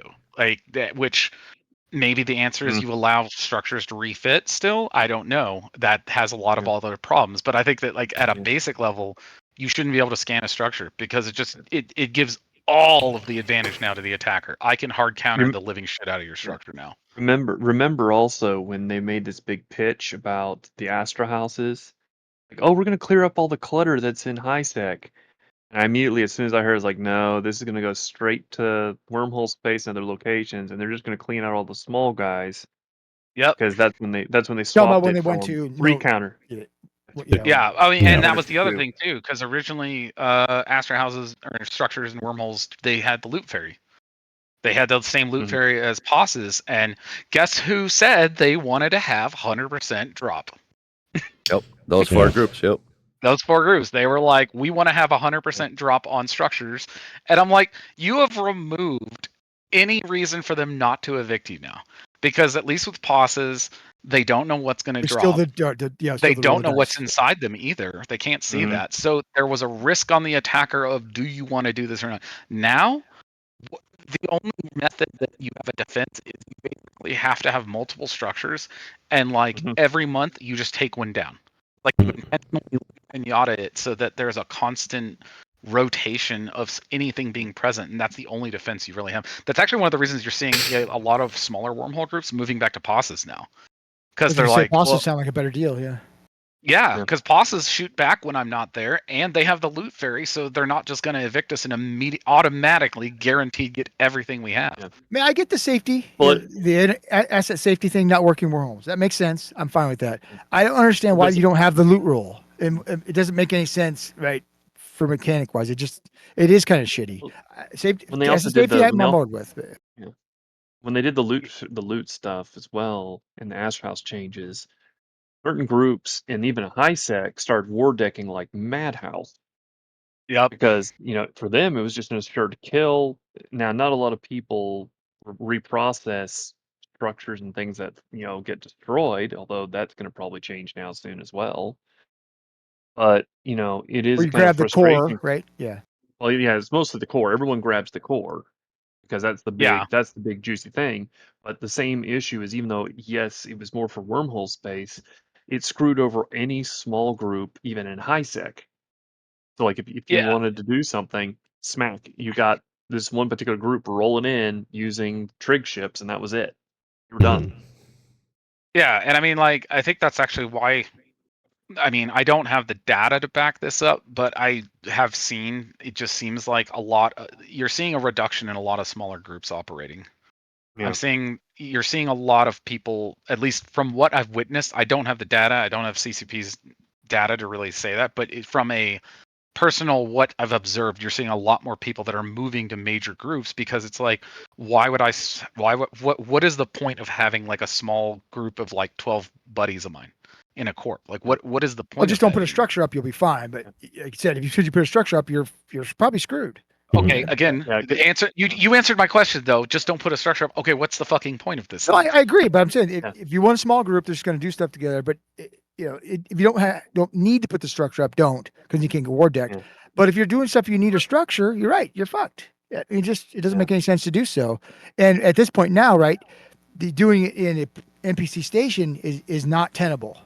You know what I mean? It's so they are. Yeah, the profit margins are so terrible. You're not going to be able to just use NPC stations to do much of anything. But also remember, like, also NPC stations are where you also get the cores, but you also sell them on returning a damaged core. So it's almost, if you were to pull one out and then if you're to recover one, return it, it's almost always like net gain for whoever grabs the cores core. Can get damaged. Yeah, well, I mean, that you think that, but it's, I don't think they can. This, I don't think that's it. Yeah, I've actually stolen cores. I know I'll say this very silly. A couple years ago, right when they started those changes, some group in Ismother was packing up a Keepstar, a Fortizar, and something else, and I just happened to wander across it in my Stratios, and they were all like packed up. It's like they're in their packed up mode, and I was actually able to grab 2 of the cores that could fit in my Stratios, roll back out there with a BR, grab another one. And I was going back with a DST, and that was when there was this really bizarre server crash that happened. Like, you remember, like, when everybody like lost server connection, it was like randomly in the whole game, and like everybody did. Well, that was the time I was trying to get through Kenora, and the Flying Monkey Squad from Goonswarm got me, but I was going for the Keepstar core. That was a huge amount of money back then. I think they're still pretty expensive. Yeah, it's still pretty expensive. Okay, so we got on this conversation by talking about them moving them moving the new player experience towards the players doing it for them. But they also talked about focusing on fixing the game and not focusing on that new player experience. So that's a good thing, right? They're going to just focus on I think so for a cool while stuff for the current players. I don't know if it's going to be good overall, but I think you're right. Focus on fixing the game. Don't add any new player shit, because it's that first month. I don't know. Well, but like this is they're talking about like if they make the game good, right? If they fix the things that are in the game, if they do balance things for the game, they can bring back those players who are on the sideline, basically, because their friends who are currently playing are going to say, "Hey, come back! There's a new Baba Booey ship. You need to come fly this thing." And then they can. I think there's more of a chance of getting players that way. Yes, I agree. And then they can still at the same time train up new players to be like, "Hey, come fly with us. We're going to go do whatever." Well, I do have my reservations. I understand the thought process behind it because they want us to generate community because they are concerned that even if you actually look at what was going on with the fest, and there was some commentary flying back and forth about how old so many of the people that are visiting there are. I understand like bringing in people and trying to make it a little easier on people but also having kind of the concept of like certain groups introducing you, training you, walking you through the game. I understand that, but like I had a discussion with somebody about a week ago, and he got so frustrated just with the air program because the air program had him do something that got him killed, and he had no way to recoup from that. And it was like this because it was telling you have to, in order to do certain things, you have to do certain steps. And well, he followed the instructions and got completely spaced because it sent him to one of the home front sites. And the home front site just completely blew him sideways. Be interesting to know, was it the actual air system fucking up, or did he misread it or do something wrong? Because it could be either. You know what I mean? It could be all of them together. And it's one of those things where like when I started the game with the Concord system, the Concord start was very simplistic, easy to figure out, do these things in order, and you could skip them anytime you wanted. You could actually skip the whole thing and just go straight to your school. But I went through that, and then I did my school, and the system in the school system was different because you had advanced combat and you had combat and advanced combat training. It was just simple linear, follow this, do this, operate like this. That made sense. The new system, there is kind of a letdown. So like you get into like this whole cinematic start, and then boom, the bottom falls out on you, and you'll get a lot of players who just get frustrated about it. But also, my viewpoint is, I want to wander around Eve for a little bit, look at the different sites, different things, and kind of get to feel out the environment and the story, and then I might decide to go out to nullsec. Whereas if you have the players controlling the introduction, you have a different groups pipelining people into the nullsec area, which I mean, I understand that would be good for recruitment for them, but then you have some little issues that start there as well. I mean, that's already happening anyways. Right? Yeah, true. If you've flown around any of the starter systems, you're going to find a million fucking MTUs or mobile depots scattered around with names on them that say like join this group, join that group. I would love to see the data from a player who starts day one, where they're losing them. Is it before the first month? Is it the second month? Because if they can make it to the first month, then I think the players can help with retention and expanding on that new player experience, right? I think they make that to that first month for sure. But up to that point, there's not really much I could do to make. I mean, besides walking, I mean, I could tell them about stuff, but I can't bring them into my area. Just not realistically for them to enjoy it. The other problem is the fact that then once you start bringing them out to nullsec, the reality is Or that I mean, any sec, yeah. Well, okay, but specifically, I mean, low or null. The reality is that it is very, very exceptionally difficult to survive with one account.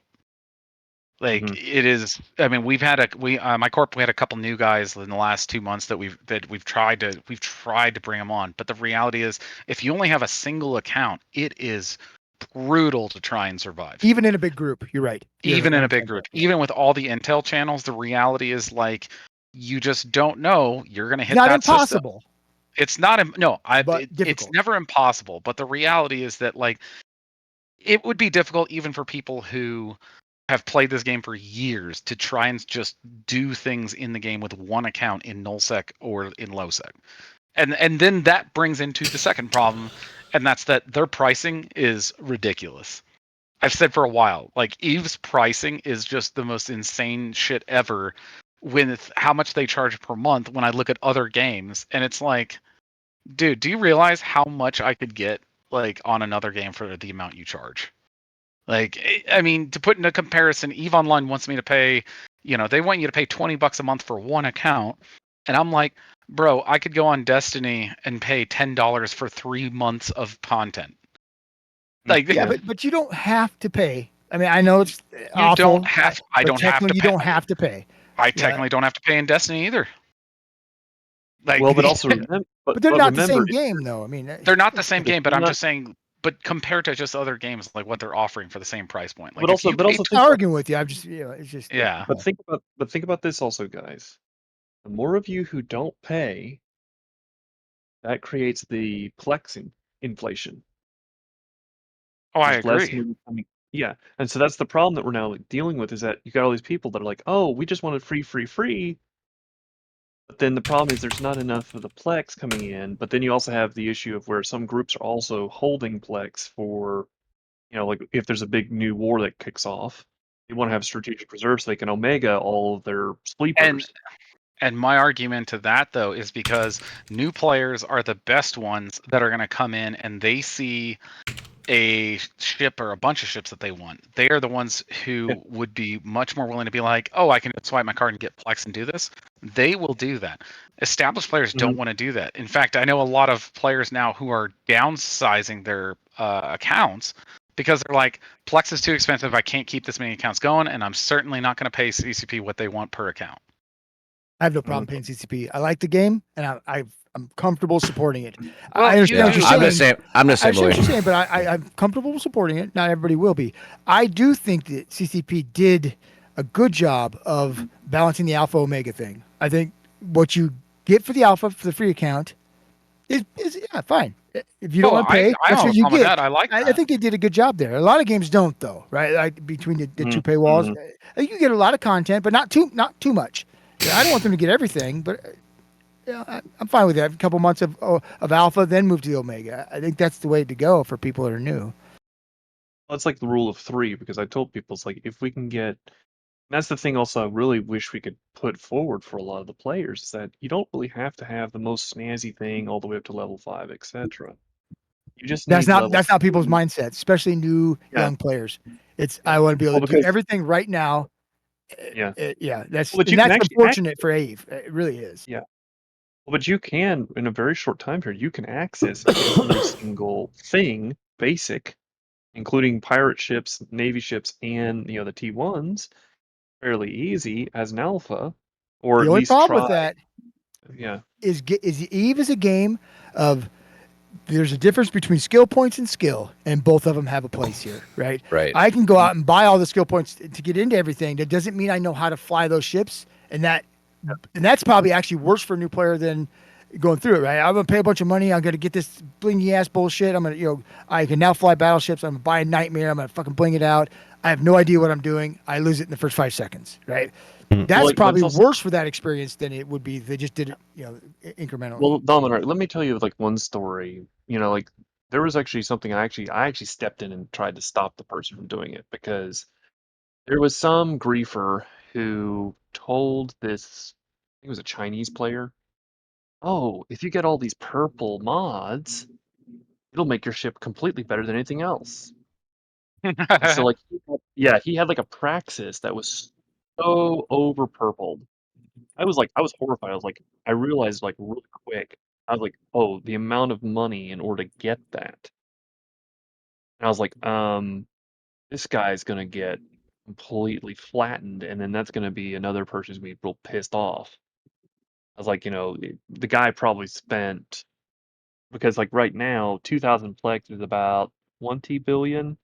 This is like about a year or two back, so you're talking it had to have been a 6,000 at least 6,000 plex or more. So I mean, you're talking a guy who probably dropped about $500 to $1,000 in game. I wish I could have been on the kill mail. God damn it. Yeah, that guy would have been smoked if I hadn't But caught him. throughout Eve, there's been players like that all the time, and I've seen that Yeah, yeah. happen. And it's only you have to multiple times in the last 15 years, where somebody just goes out, even before you have buy skill points, people would still go out and buy ships and then bling them out because they thought, well, if Tech 2 is better than Tech 1, then Faction's better than this. Blah, you know, like they have that WoW mentality. I got to be in the best gear, and that makes me invulnerable, and it does not in this game. Yeah. Yeah, Eve flips the the other way. He flips the other way. Yeah, the first time I got all of my Caldari Navy mods was because there was a guy in our corp who hit me up, and he was like, "Hey, is anyone available to help me finish this mission?" And I was like, "Yeah, I'll help you out. What's going on?" He's like, "Oh, I joined this level 4 mission because I don't have access to him yet, and this guy said he'd help me, but then he died, and now I have this level 4 mission that I don't want to fail." And so I'm like, "All right, yeah, fine, I'll come down." I bring my rattlesnake just because I'm like, "All right, we'll finish this mission." I get in the room. He has triggered every trigger imaginable on this room. And I get in the room, I was like, what in the fuck is happening right now? And so it took I had to warp out once or twice just to finish the room. And I get over to this guy's wreck, and the entire wreck is full of Caldari Navy shit. Everything. Nice. Caldari Navy drones, Caldari Navy missile launchers, Caldari Navy ballistic controls. And I was like, oh man, this guy is probably pissed. I was like, and so the funny thing about that story was then the next day, that guy who died asked me, hey, do you think I gotta have my stuff back? And I was like, no. Absolutely not. If you would have come and told me, hey, I died and I need help to get my shit back, I would have helped you get your shit back. The fact you just rage quit and just left it there, no, I'm not giving you this shit back. Lesson learned. That's not Eve, yeah. Yeah. We'll help you. I think what is it Orko said is actually very apt when it comes to this game. It's 20 how many years 20 some years old, and it does the demographic is a much older player base who I've been playing this game because I like the harshness of it, and and they've made it less harsh over the years, but it's one of those games. It was niche back then. It's even more so niche now because I think it does not really translate to a younger. There's exceptions, but this is not an instant gratification game, which is what most newer, younger players want to see. I mean, I have 4 boys going ranging all the way up to past 30, and none of them want to play. So, yeah. Well, I'll tell you also this because Eve is kind of like an RTS game.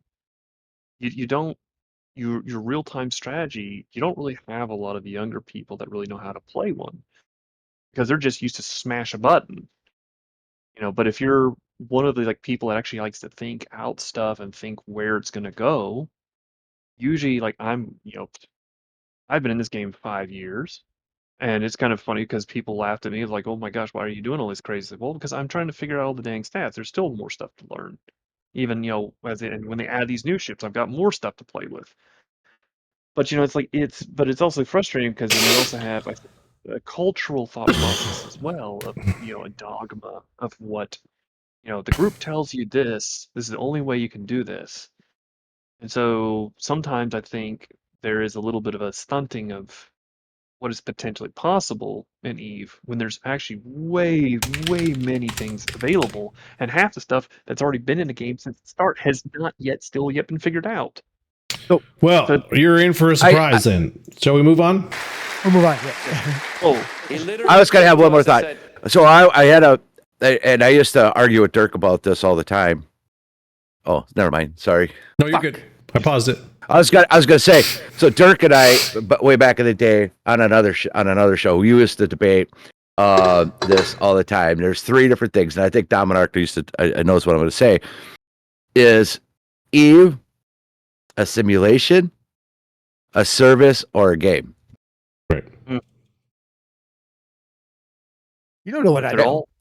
And the thing is because it depends on how you look at it, depends on how your experience in the game is going to be. See, for me, this whole game, I don't play the game to build ships and blow them up or build things and blow things up. I play it because to me it's more of a service. for me, and I'm paying it like I would pay a cable bill, right? So I've been doing it ever since I've been playing.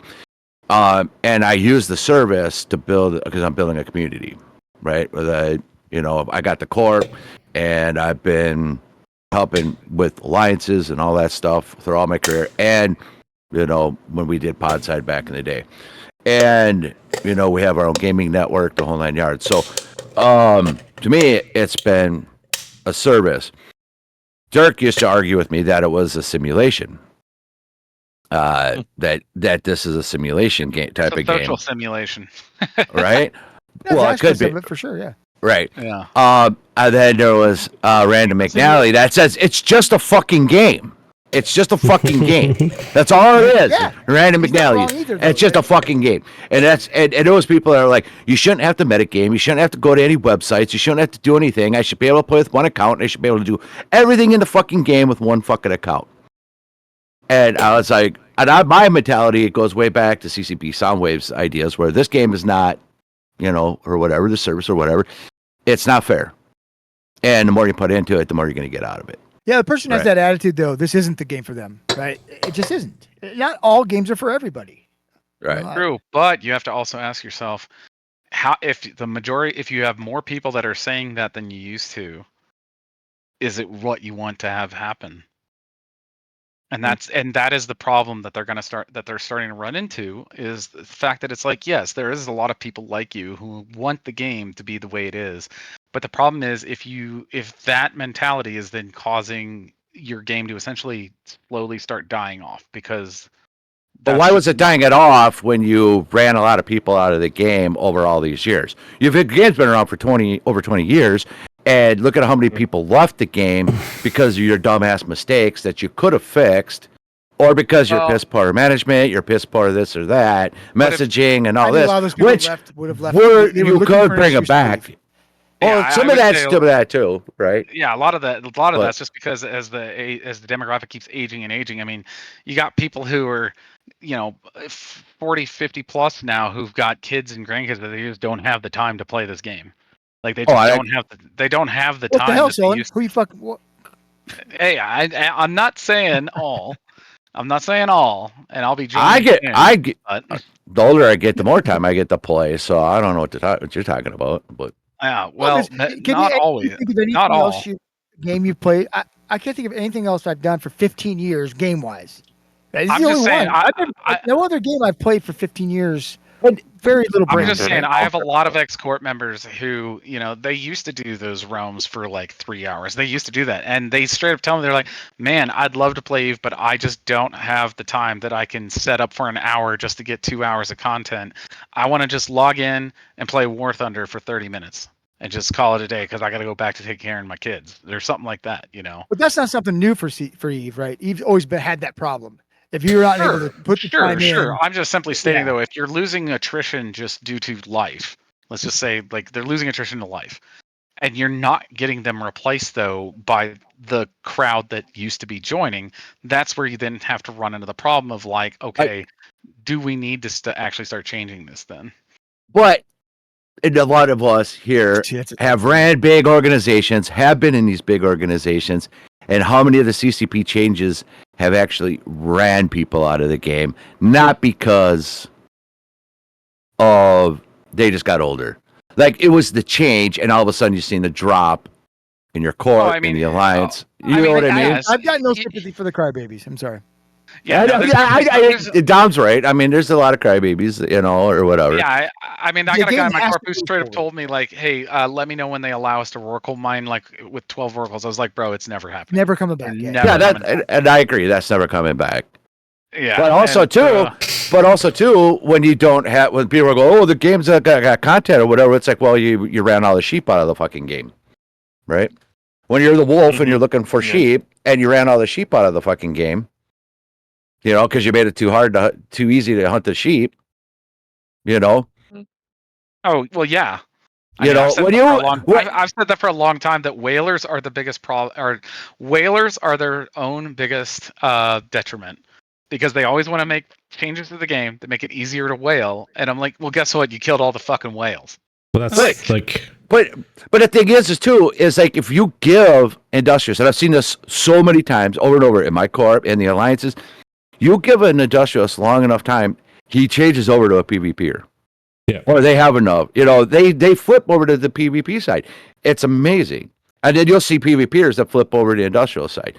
So they do, or they'll get enough counts where they could do all of it. Right? I would agree with that statement. They'll do them both, but I know a lot of PvP. I go back and forth. Yeah.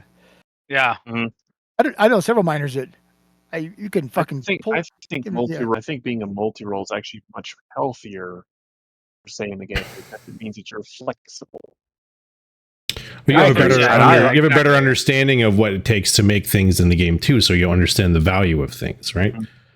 Well, yeah, if you do the marketeering all the way, like you mine and you build and you do the marketeering and you do every part of the game, then you understand like from supply to the whole building, the concept, and the fighting, and everything becomes more valuable to you. Then the space becomes more valuable, your structures everything becomes more valuable when you're part of it. If you're just a PvPer or you're just this or you're just that, a lot of times you don't see the value of space. Like we had industrialists who were like, "Hey, well, I'll wait till you get the space back."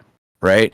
Then I'll resub and I'll be there for you to help you out. And it's like, well, we need you to help defend the space. They got PvPers. They're like, oh, hey, well, what the fuck? Why am I defending the space when we don't got anybody here to even use the space? Oh, Drakehoff in chat. Trust me, I could talk for an hour about how absolutely bullshit that the ESS is. The ESS. I could go for a whole hour there. Okay, but there's another hour of this keynote to go through. So I'm sorry. I actually, on that note, before you start back up again, I actually got to take off myself because fucking life. But it's been good times. What the fuck is 9:40 where you're at? We've been on here for over 2 hours. Baby. Yeah. He sounds like All a right. mountaineer. Get him out of here. Damn right. All right, I'll catch you guys later. Thanks for coming. Thanks for stopping by. Here we go. Carrying on. And I just agree, write just straight from the heart what I'm thinking, and we're like, ooh. Oh, yeah, do it. We'll continue to monitor this game holistically. We're always looking at gameplay styles, resources, habitats, meta, to make sure that we don't leave anything out for too long. That there's always focus on creation and destruction, increasing social connections, friendship, and adding ways to contribute to the whole ecosystem of EVE through trade. Across all gameplay styles, habitats. But there are some, this is the last major update. These were the goals. More resources, more miners in space, more workers in space. And we actually delivered on all of that. We've seen all of that happening since the major update. But there are some coming now markers, and maybe Bergur, you want to take us through a bit of what's going to come in this next expansion, or maybe what it's called? Yeah, I thought he would never ask. He goes on forever. Jeez, I have like 3 seconds. This is important stuff. So, next EVE Online expansion. Do you want to know what it's called? Yeah! All right. The next EVE Online expansion is EVE Legion. I think audio went out. Woo! No, shouldn't. And it's actually coming on the 27th of May. So 3 weeks time. Woo! So this expansion strengthens the relationship between players and organizations. That's good. While also fostering the inherent culture of both. It also expands on Equinox. Yeah, that's fine for me. Allowing for more flexibility and choice for nullsec empires and new toys for destruction. Yes. You need to subscribe to our channel. That's a problem. We've been moving fast and taking on huge topics over the last few years. And even if we're opening up some very exciting cans of worms this time around, we wanted to dedicate some time on polishing up features from previous releases to really make them shine.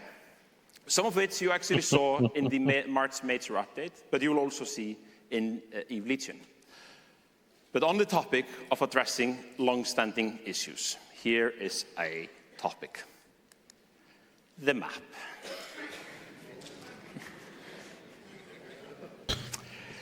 So we get asked about this every single FanFest. Even in the lore panel today, you asked about the map. It's really getting to you. Currently, we support multiple maps in-game, and none of them really serve the purpose or the need that you all have. So we end up going to third-party applications outside the client to plan our next venture. We're actually going to fix this, but it's not going to happen overnight. But in EVE Legion, we're taking the first step. To start with, we're looking at base navigation. We know the map scares new players to a point where we actually don't show new players the map. And this sounds super odd. You're like 21,000 years in the future in this ultimate sci-fi experience, like living out your freelancer fantasy, but without a map. So for the initial pass, we're taking the knife to filters, favorites, and some of the base functionality, making it clearer and more accessible, and giving you more control to actually shape it to your needs. But going forward, we want to add more content to it. Interesting places to visit, a way to read the story of your local system, all to make it a part of your daily EVE routine. Some pretty cool concepts here. Ooh. But I don't want to spoil too much. And we hear you. Okay, I'm pausing it there. What's that look like? Dotland. Yeah. Dotland. It's fucking Dotland. I'm good with that. Yeah. I'm good with that too. Anybody else? Yeah, I like this that. This is a good move. This is a good move for the map. It's something you can I'm a little choose to delayed. do. Yeah.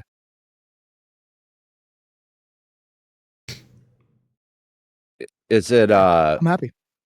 Is this going to screw over Cribba, or did he give his blessing? Or, I mean, not that they could do anything, whatever. But who's the guy that makes Dotland? It's not Cribba, is it? Well, he started it, but I think he handed it over to somebody else. Yeah, I think. Personally, from my experience, I would rather use EVI because it's a lot more flexible. But if CCP applies the EVE Frontier system, which is three-dimensional, that's going to get really interesting. Well, I think they're going to say right now it's going to be two-dimensional. I think they're going to go with this style of format, but maybe with more info that you can draw out of it.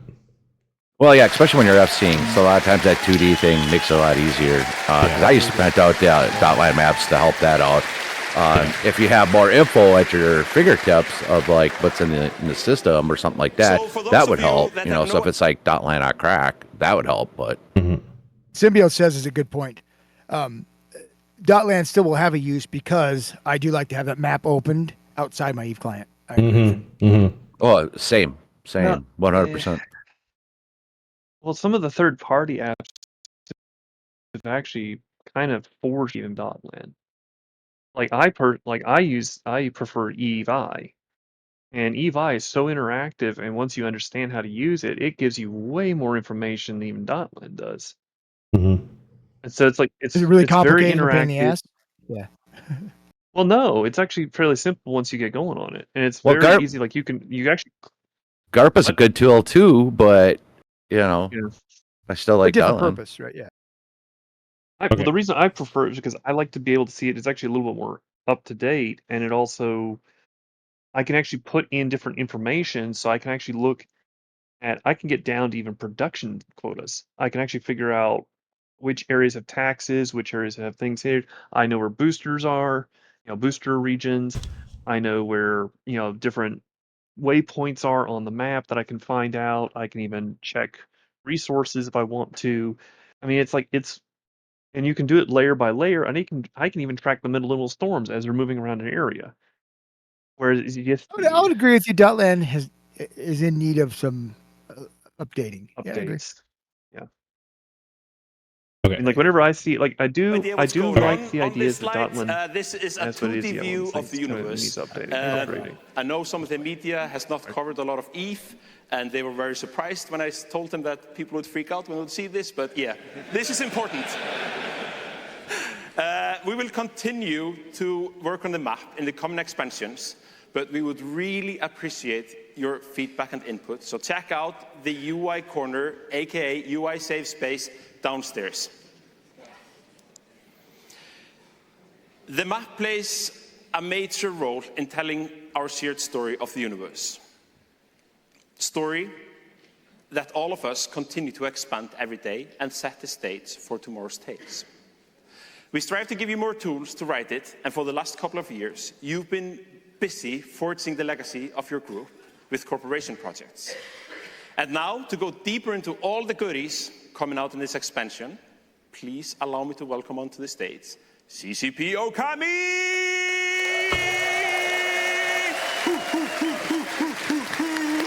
Yep.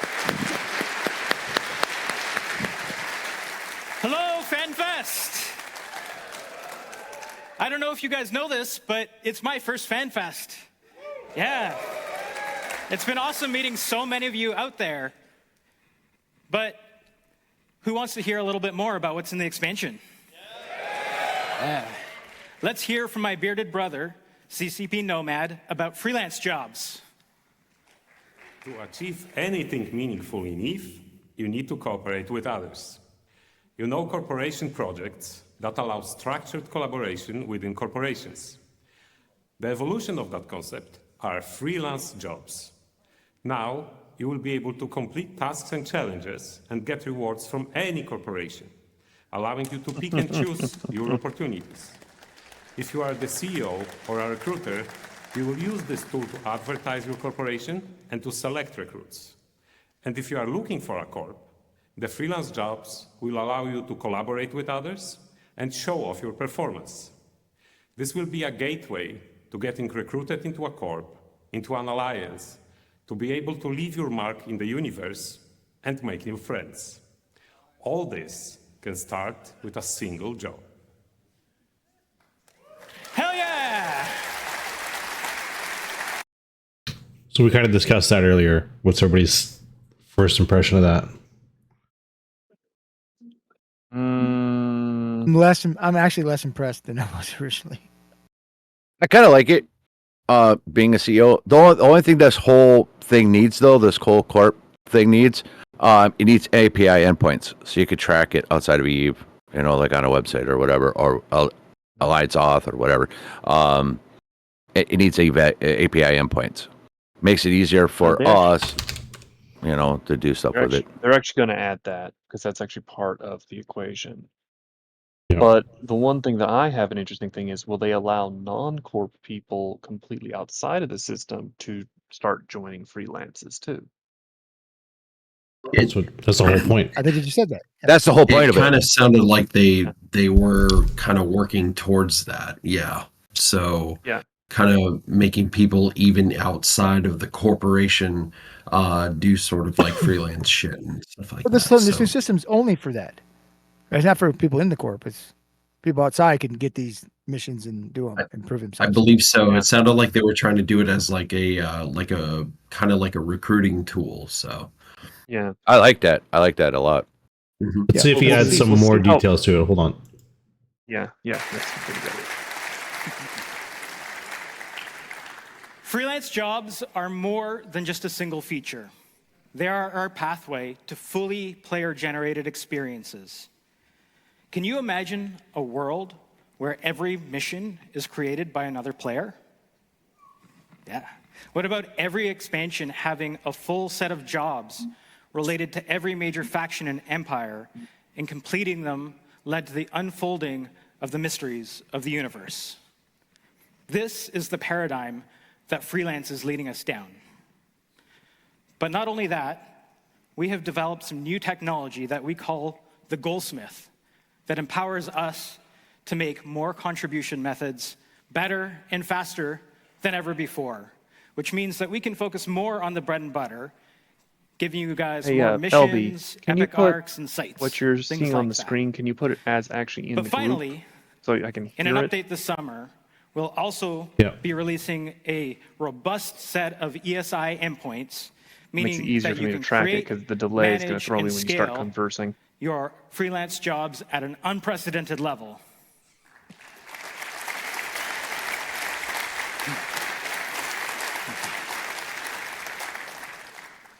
And we love our Capsuleers' creativity and designs. Skinner and the Paragon Hub are here to stay. And we're always thinking of new ways to allow you to customize your ships, including things like lights, trails, signatures, and even corporation banners. Should be there now.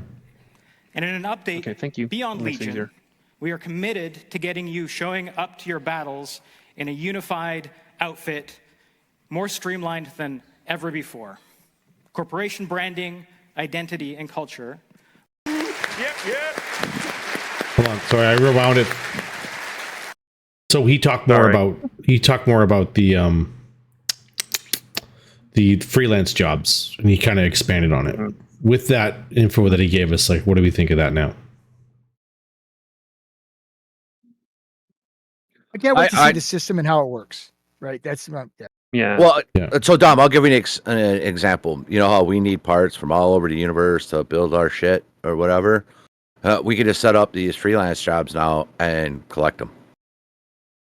Yeah, but I think they're going to give you the opportunity to create jobs and missions that aren't just collecting fucking crap, right? That's what it sounds like. They're going to give us the ability to, hey, I need to know if this guy can go into a fucking site, scan something down, and get it right. That'd be a good way to test somebody if they're going to join my corp. So I'm not looking for brand new players. I'm just looking for players of this level. Right? That's what it sounds like you're going to be able to do. Right, but that also gives you the feature of being able to collect that stuff. I don't know. I think. Well, I'm saying what I'm saying is it's going to be more than just that. It's going to give you the ability to create a dynamic mission that proves this person can find something, like find a system and scan something down and come back. Right? I hope that's what they're leaning toward. But a lot of us have Stepping Corps or Stepstone Corps or recruiting alliances, recruiting corps or whatever.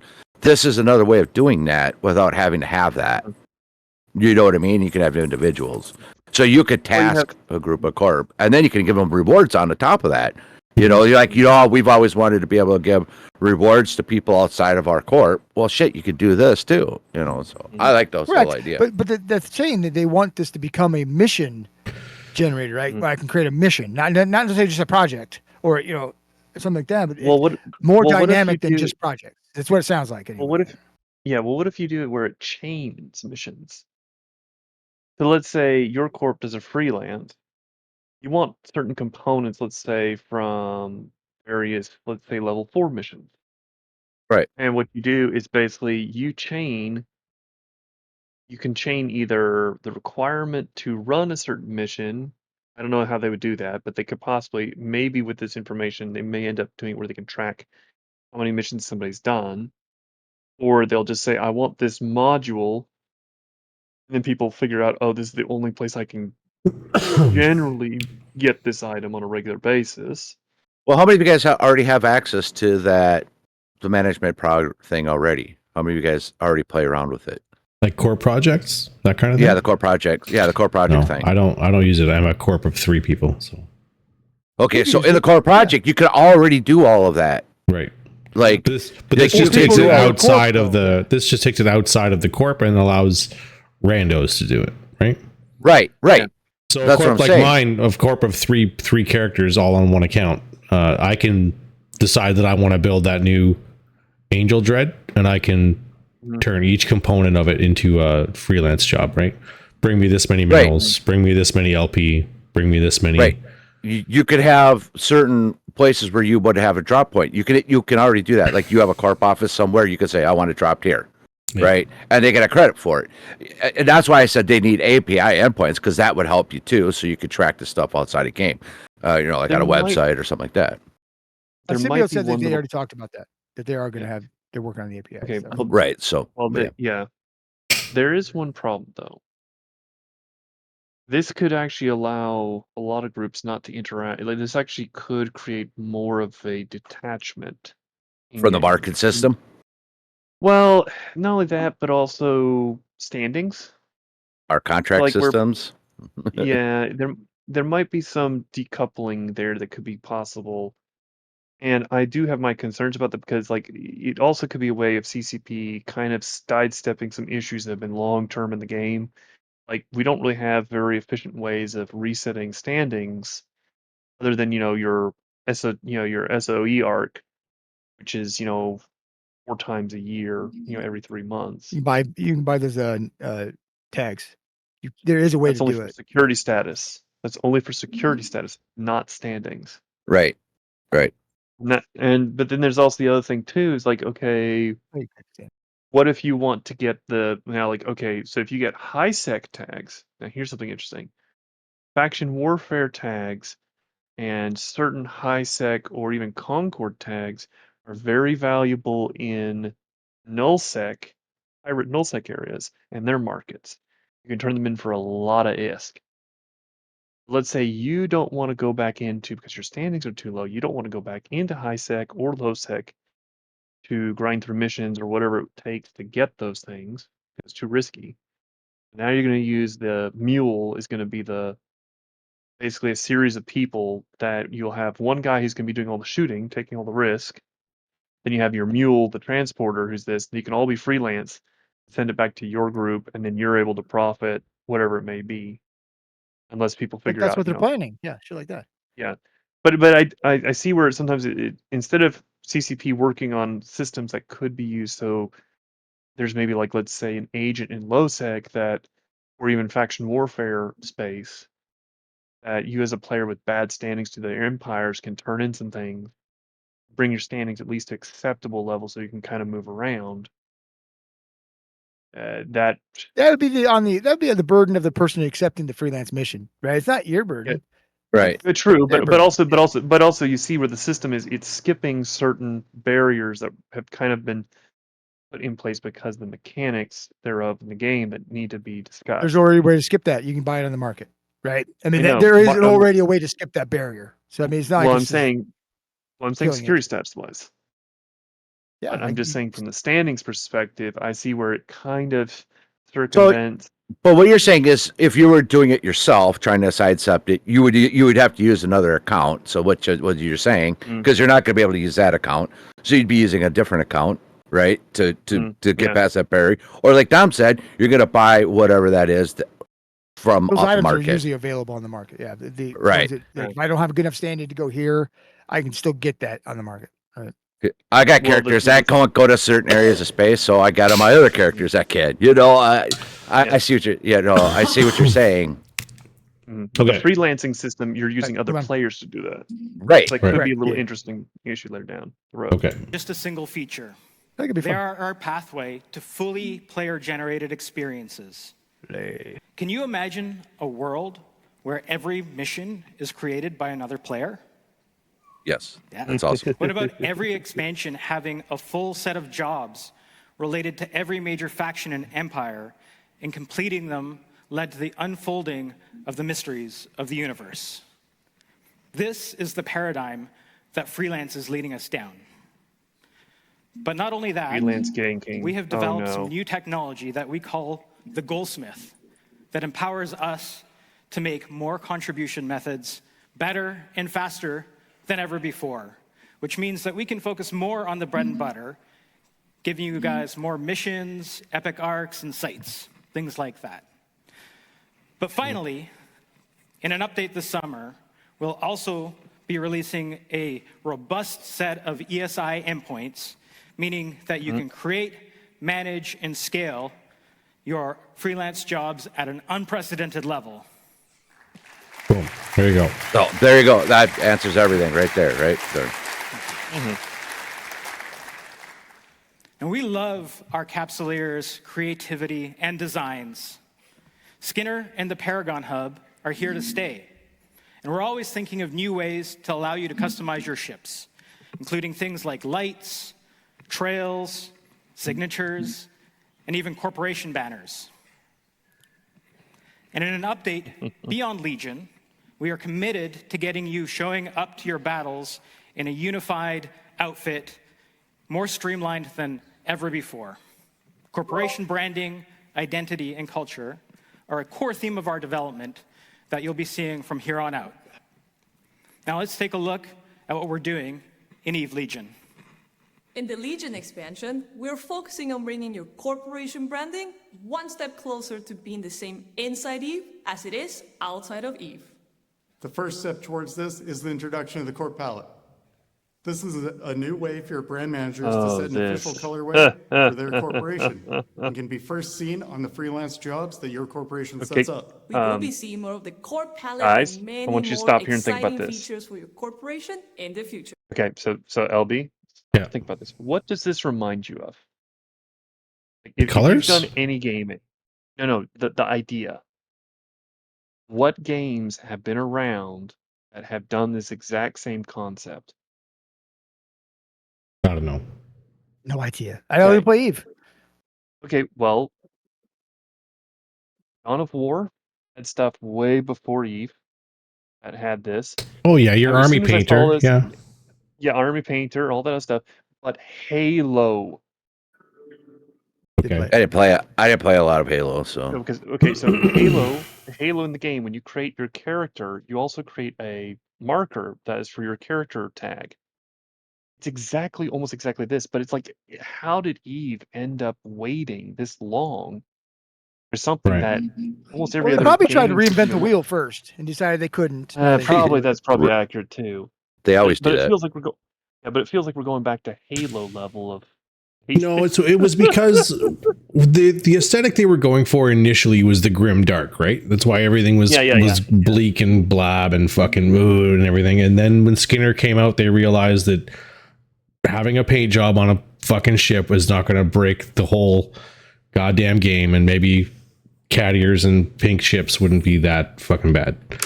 So now we have, I love my whatever. casino skins. I love my Yeah. casino skins that we got Yeah. a few years ago. Oh, God, I love those things.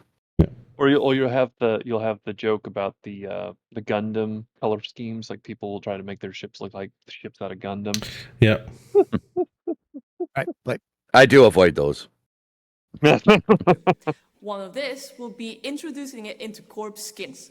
Like that? Automatically The Gundam adopting one, like that? of the corp palette. Yeah. In Legion, we're upgrading the corporation logo editor. We're saying goodbye to the pre-selected 18 colors and giving everyone a full-fledged color picker with full RGB and hex code support. So you can easily match your corp's Yeah, you colors see why I inside said the it's game like this with is what you like have way set behind the inside times, but okay.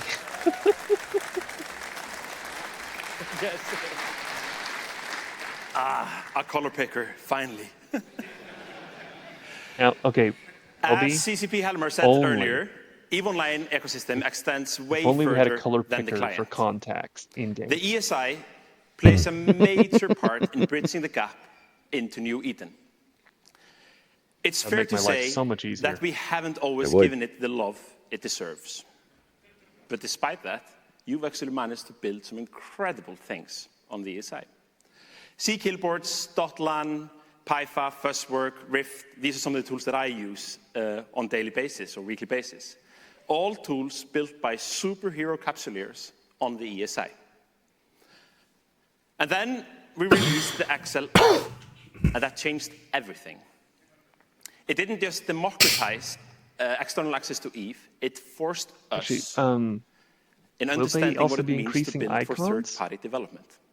It was nice. I didn't see that. And that was actually a turning point, and that's why we're putting way more Yeah. focus on ESI from now and forward.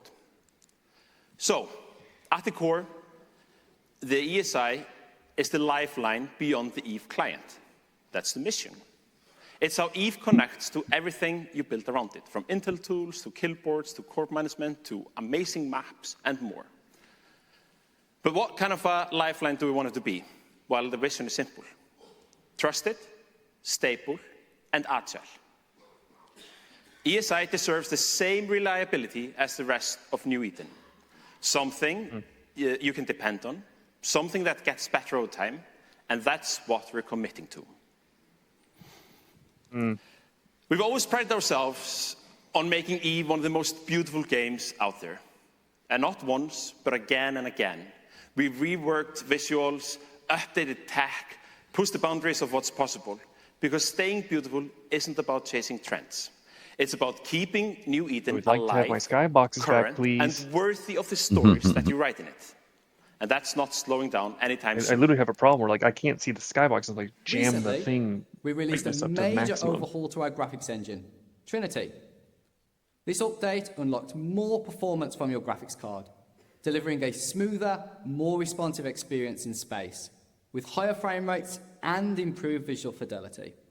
This is just one step in the journey to ensuring that the foundations of EVE are ready for the next decade of breathtaking visuals that our artists will bring to life. We're already taking advantage of this upgrade and have started working on a complete renovation of our fog system. This enables stunning new lighting effects, truly enhancing the sense of depth and mystery of space. We're also adding ray trace shadows to EVE, with the results looking amazing. They deliver the most realistic shadow rendering we've ever seen. They support more light sources, eliminate artifacts, and pave the way for even more advanced ray tracing features in the future. And to ensure the best possible performance, we'll be introducing upscaling this year. With support for all Okay, major so now graphics cards, during this you'll be able to time boost your in the graphics card chat, performance with just a few there was a clicks. lot of talk about Carbon continues to permanent evolve, potato mode. and alongside our talented that. artists, we remain committed to delivering even more stunning visuals for EVE Online.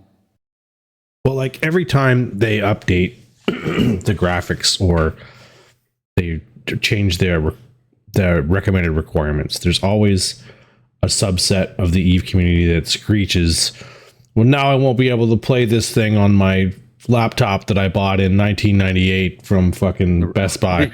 Like, you know what I mean? Like, I can't play it on my Samsung smart fridge anymore. Like, dude, just at the highest graphic level, right? I mean, that's why there's level. I mean, there's Even on Medium, like back when I started in 2020, Medium was actually fair enough on this, and it was a 2014 computer, and so that's I not could that run. really. See, that's bullshit. I run mine at max Yeah. graphics. I was running on like a 9 something or other, and I'd run multiple clients. I'd never had a problem. I think people But complain here's or the other thing complaining because they're too. just full of shit. Well, there's not all of it is too, because there's so many different computers and so many different graphics cards and different things that go on. Plus, only that, when they did all the changes, even after 2020, where they started adding all this new graphics, which, yes, I agree, they look really good and cool.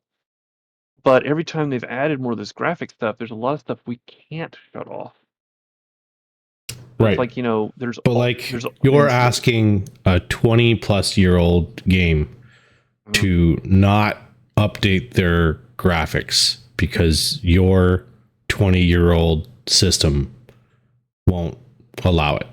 Like, that's not a successful business model for a game company. Even when you got people that are unless No, because you want people to be able to use the equipment they have to their fullest. That's what people like to do. If you don't give them that option, that's going to be a problem eventually.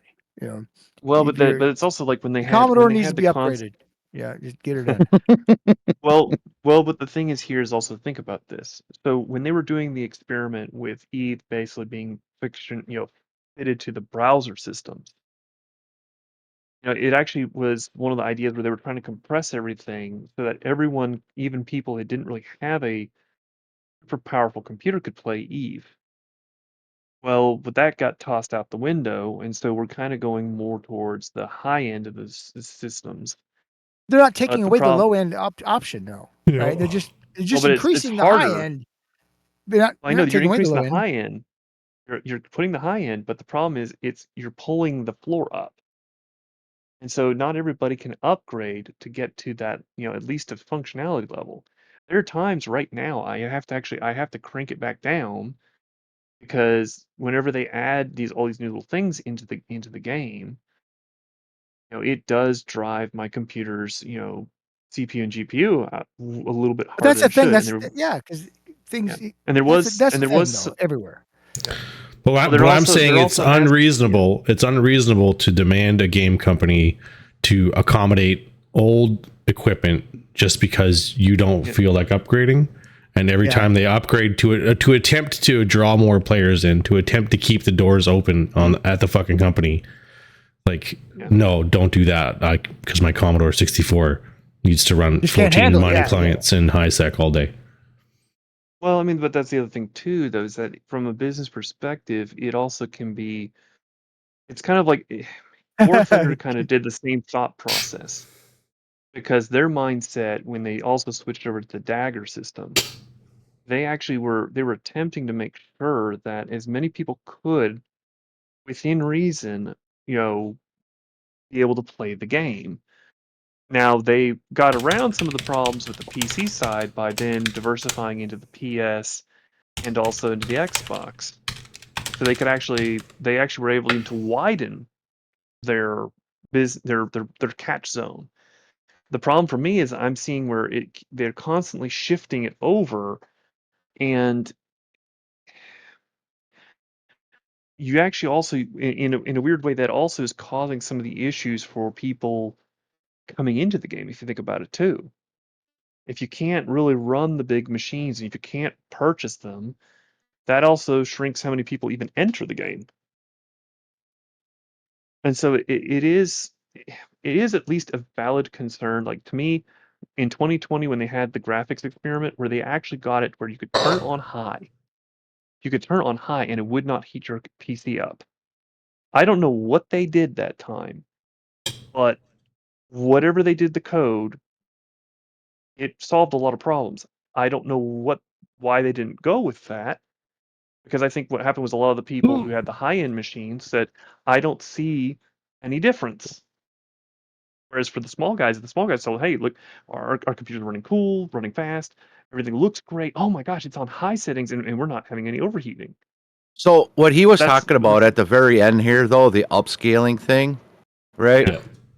That's going to fix a lot of those problems. Like if That's you true. go and look, so if you go and if anybody does research any upscaling, what that actually does, right? Do research on upscaling.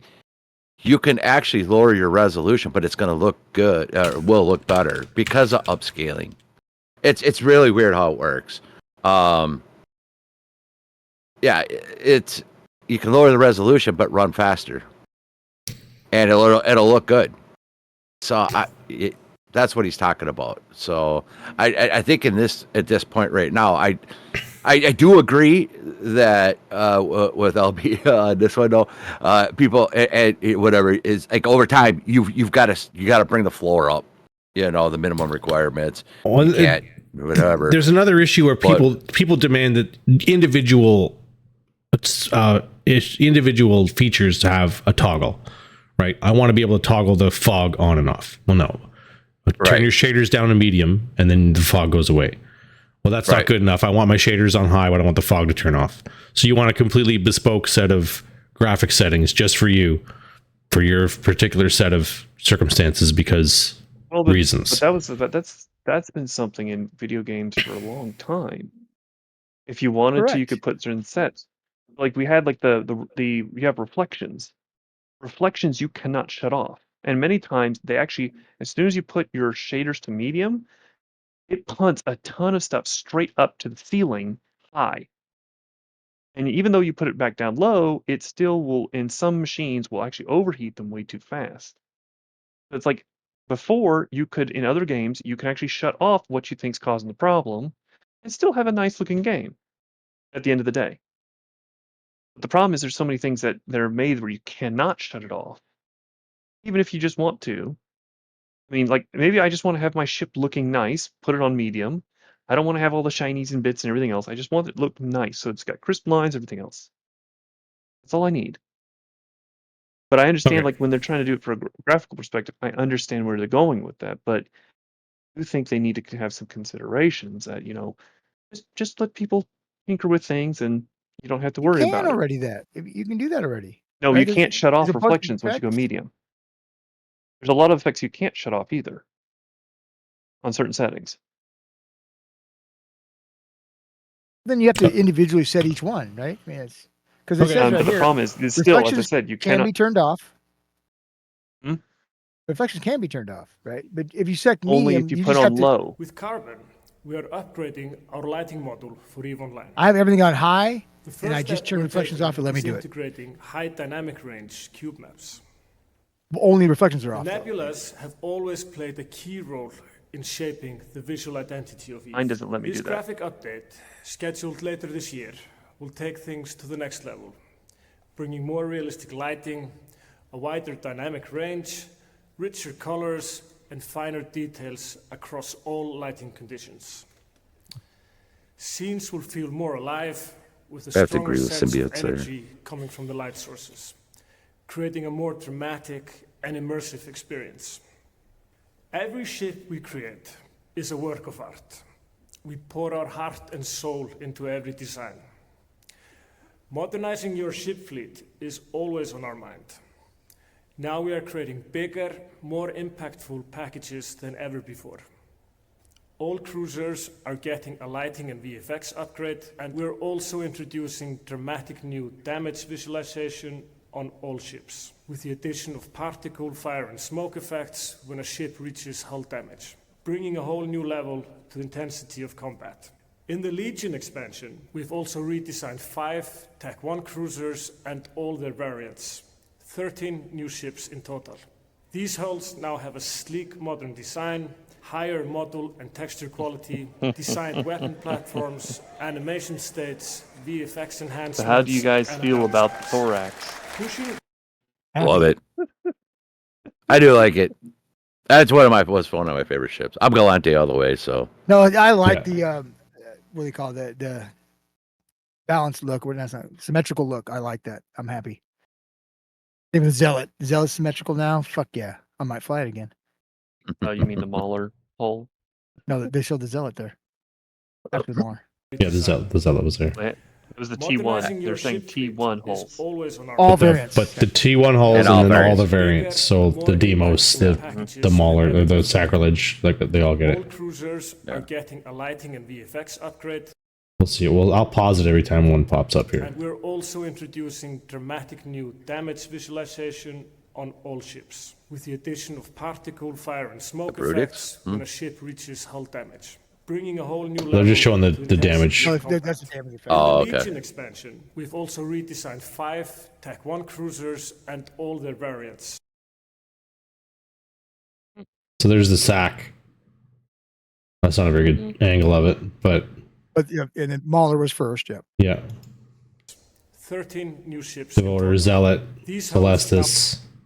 now have a sleek, modern design. From that higher angle, the model Celestis does look a texture lot different. quality, Thorax designed Phobos. weapon platforms, Yeah, I do like the new animation Thorax states, model. VFX enhancement. Scimitar. Okay, what's different with the Scimitar here? More engine? It looks like it has. More, Well, it's more got I think some more bulk. stuff on the top. If you look. I was at gonna say more Oh, junk in yeah. the trunk. Yeah. That looks like there's more to it now. more race car in the back, or more drag. More strip, tape. if you think about it. Yeah. Looks like a dragster. Yeah, it actually does. Yeah, it does look like a Pushing dragster. visual boundaries of Eve is always at the forefront in art. You said there was 4, right? Is that what he These are said? some pretty big, epic milestones in our ongoing modernization journey. We look forward to continuing this work and bring you more cool stuff in the future. There was no Caldari ships in there, eh? No, because it was Zealot. Yeah, two Awesome. AMR ships. The last Two 6 Gal- months two have Gal- been two quite the Galante. saga. In Revenant, Two Galante. you Yeah, two uncovered Galante. the origins of the Deathless through a series Two of Amar, two recovered Galante. journal entries. Yeah, and one maybe first. So it was Yusuf 5. Sorry, 5 Okada ships. was a brilliant but reckless archaeologist whose obsession with lost Jovian secrets led him Yeah, to they already got rid of Zarzak the chicken with the to suitcase, integrate with yeah. the Fulcrum and become the pirate lord you know him as today. The Got it. Deathless hungers for history's secrets. One of those secrets, an ancient Jove artifact, was hidden right under his nose, and it was revealed when the drifters attacked Zarzak, which you all answered the call and aided in defending. The Warden unveiled new technologies such as breacher clones, mercenary dens, the Cenotaph and Tholos, which has changed the face of warfare forever. But then, the drifters retaliated in New Eden, and you allied with your favorite faction. The top 5 claimed a stake in the secrets of the drifter hives. With the final days of Revenant approaching, what will be the fate of the drifter wormholes? What could the technology within reveal? What is the Deathless's ultimate plan, and why is he so interested in Jovian tech? Following war comes a time of rebuilding. But one thing is for certain. The Deathless Saga is far from over. Now, the journey from Equinox to here has been a long and challenging one. Thank you for all of your patience and feedback, genuinely. Our goal is to empower you to have the flexibility and customization to build the nullsec empire of your dreams. I fully believe that we have built the skeleton of an expansive and scalable system that we can develop on top of for years to come. Equinox introduced a base set of sovereignty upgrades, including T1 and T2 mining and ratting sites. And in Revenant, we saw the addition of mercenary dens and MTOs for our dedicated pirate enthusiasts. We've watched you shape your systems, pull off some of the biggest logistical maneuvers in EVE's history, and plan and adapt to the new rules of the universe. It's been awesome. And there's more in EVE Legion. Here is CCP K1 P1.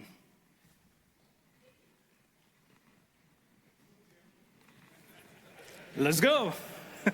In the Equinox expansion, we introduced a new sovereignty system, and that was just the beginning.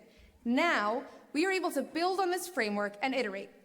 We want to give your corporations more customization options in your space setup, and part of that includes adding 3 new categories of sovereignty upgrades. First, we are giving you upgrades that let you generate new colony resources by utilizing existing ones, allowing your corporations to have even more flexibility. We are also adding new upgrades that apply new effects to ships within your system, giving you new tools to redefine your area of space. For example, you could install a gamma effect to benefit your shield doctrines or a plasma effect for your armor comp. Finally, in Legion, we will be adding back an improved version of the exploration upgrades that spawn data and relic sites, complete with new dungeon distribution mechanics that will affect the spawn rate of these sites for several systems instead of just one. We also recognize those of you who fight to take over space and conquer systems, but end up with an extensive logistical laundry list that involves nuking all of the existing and perfectly good skyhooks owned by your enemies, and then having to rebuild all of them for the good of your corp. Who has time for that? We get it. You're tired after your day of conquest.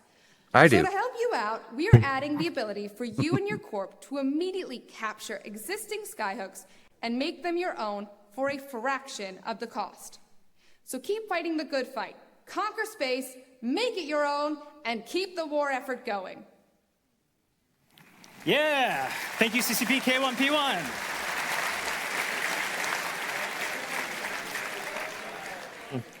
That's going to be interesting. March torn on 12th that was one. our I'm second torn on official that one. major update. Yeah. And Well, as also the CCP phenomenon, said like earlier, the concept of phenomenon this is a generator. part of our ongoing It's strategy gonna be very from interesting here as on well. out, where you can expect a major update in between each expansion. We'll tend to the game's meta and introduce new content, quality of life updates, and more. These major updates let the dust settle from an expansion and give us time to hear your feedback and adjust to that. For March 12th, we knew that mining needed some love. So we added the Tier 3 mining sites.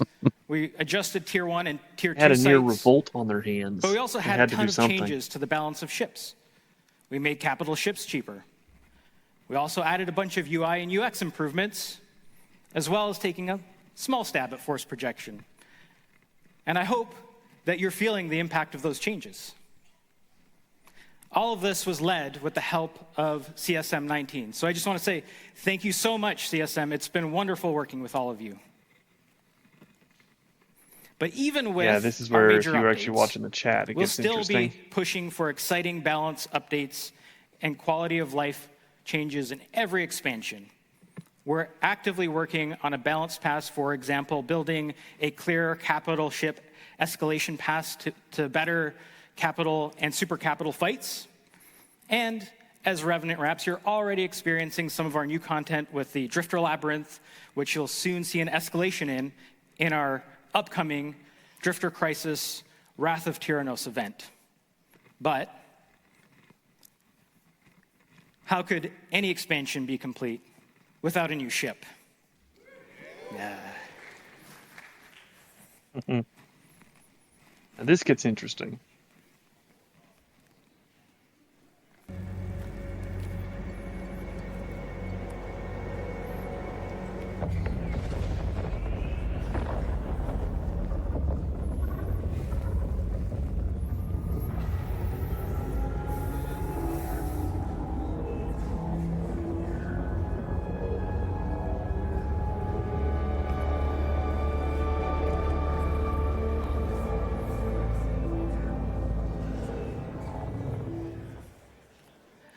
The Baba Roga. Now, okay, here's what's interesting, is the name is different. For capsuleers You guys of have all seen, triangular you persuasion, guys all saw the Serenity you'll be version? getting access to the Baba Roga, No. the new Triglavian Marauder. Okay, the Based Serenity on a version is modified called the Leshek hull, Diziwana. the Baba Roga combines Which also Triglavian means entropic Divana. disintegrators with the features you know and love from other Marauders, such as improved defenses, reduced micro jump drive reactivation delays, and most importantly, the ability to use the Bastion module. But wait. There's more.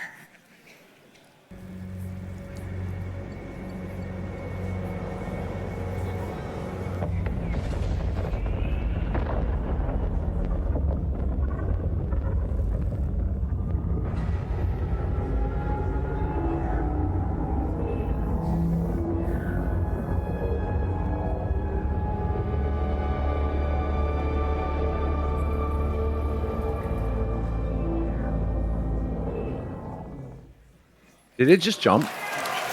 Oh, there's another view. Oh, never mind. I heard that some of you like dreads. Who likes dreads? Ever since you got Actually, your first that's glimpse the of name of an concept art for an archangel. Angel Cartel line of capital ships all the way back at Eve Down Under in 2017, It's you known have been for asking for the chance to discipline fly one and of these gorgeous penance. ships. The Azerial Titan released in the Havoc expansion was a huge success. And now the Angels are back with a new pirate faction capital ship, the Sarathiel class Dreadnought. The Sarathiel has the big bonuses to capital projectile damage and fall off that you would expect from an Angel Dreadnought.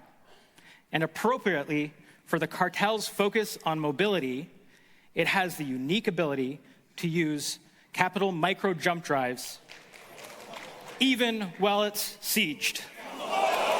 Wow. Look at it.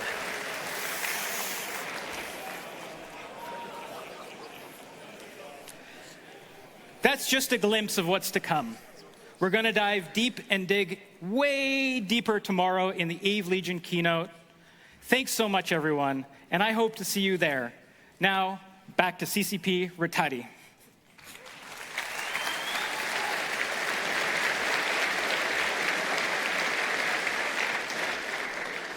Thank you, Okami.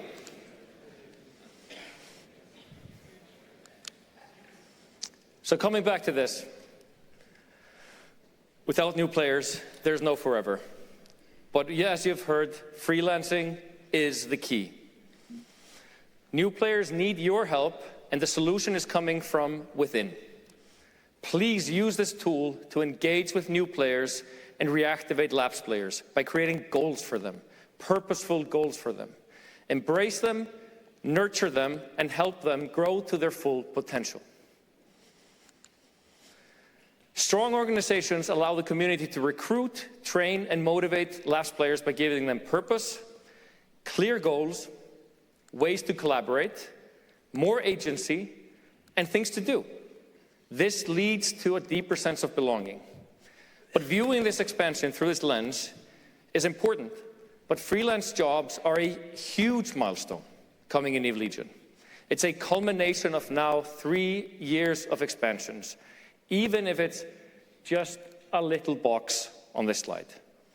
It literally could not be done earlier nor differently, because it's a fundamentally incredible innovation from a tech perspective as well as a design perspective.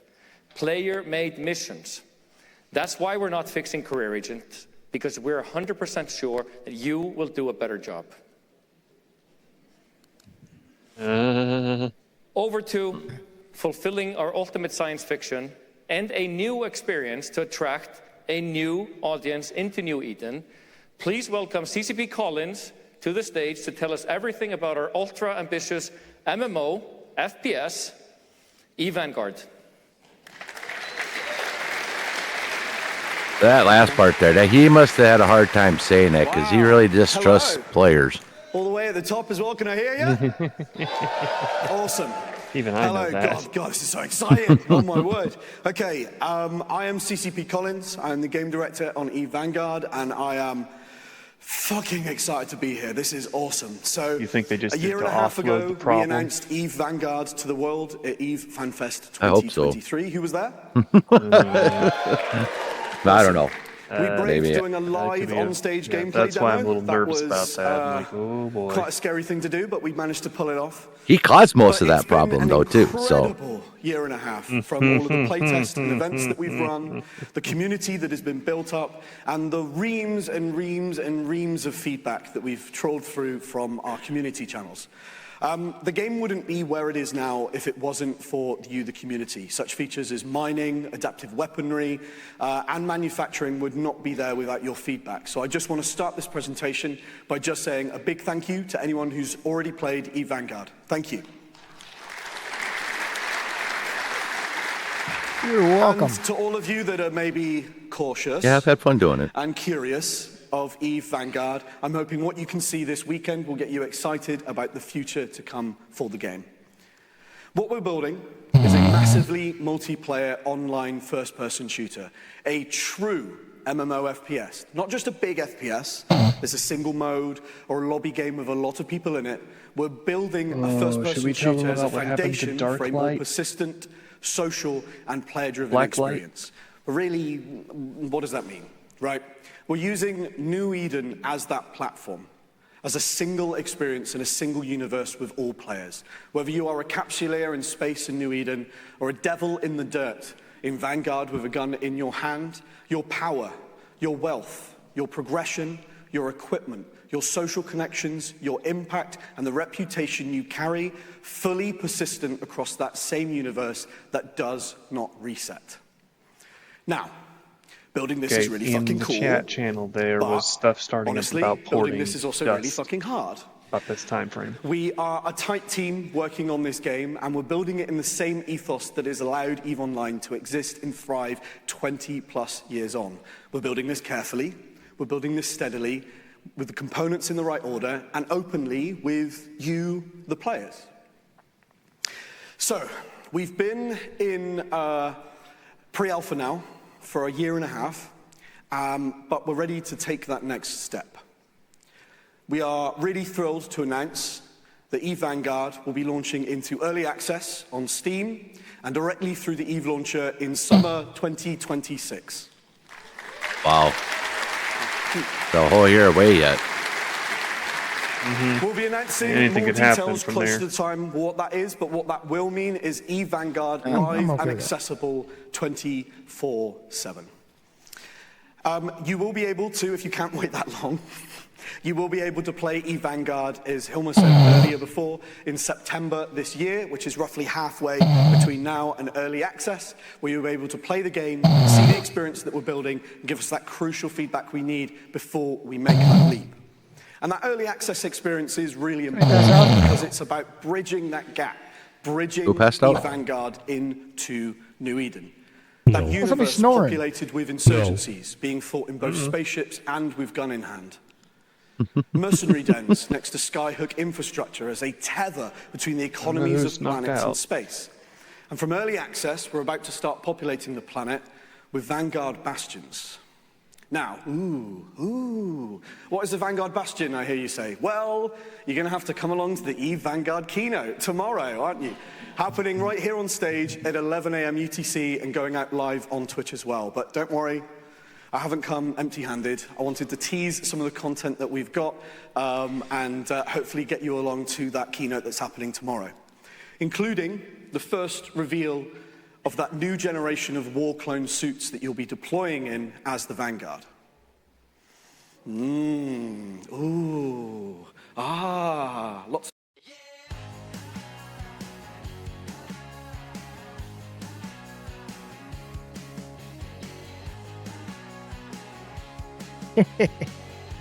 Love it.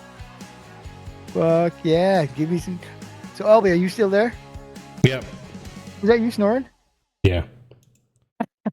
I've already seen this. Oh, you were okay. This is the smallest smart of ass. the Vanguard suits So, that we'll be deploying in that will these come in all suits, different if you're a shapes Command and and Conquer sizes, fan, depending these on look your just like the playstyle Black requirements. Hand. This of is a Command and Conquer suit 3. developed for adaptability, decision-making in the heat of conflict, I played and Red is a Alert. suit that you will eventually be able to customize, striking fear in your enemies and anyone stupid enough to get in your way. But you're going to need a little more to get the job done. You're going to need some more weapons. So who wants to see some weapons? All right, good. I brought with me some footage, some early prototypes that we've been building, exploring archetypes of a pistol, a shotgun, and a rifle. Well, let's just watch and hear the video, and I'll see what you think afterwards.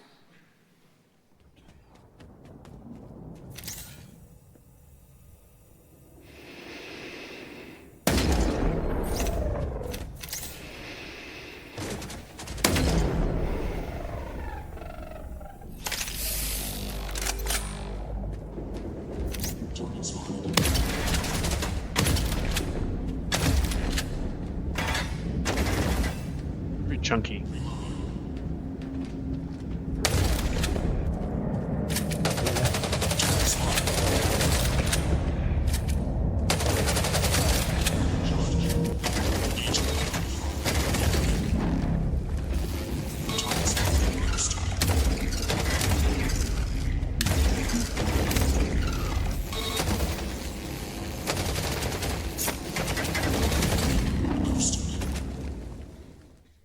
All right, what do people think?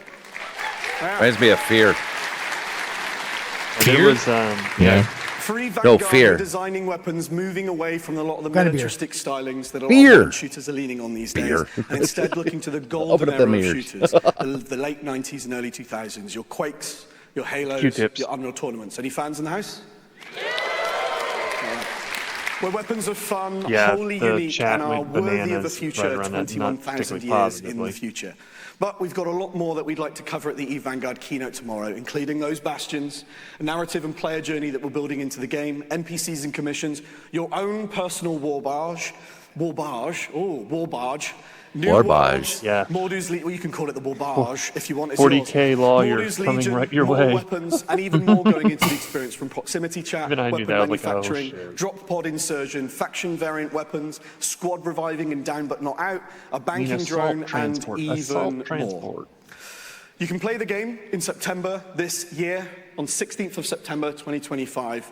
But if you are here at FanFest this weekend, we've got builds to come and play. Come and play our generally semi-broken build. We're not going to hide behind some polished E3 style build. We've just pulled a build from latest. We've brought it with us today. Come and play it. It's got more weapons and more bugs than any Vanguard experience you've played before.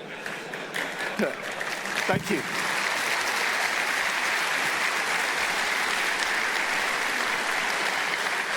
But my time is up. I'm going to hand back to Ratati in a second. I just want to say a big thank you for letting me take the stage today. And from myself and everyone on the Vanguard team, we'll see you on the battlefield. Thank you.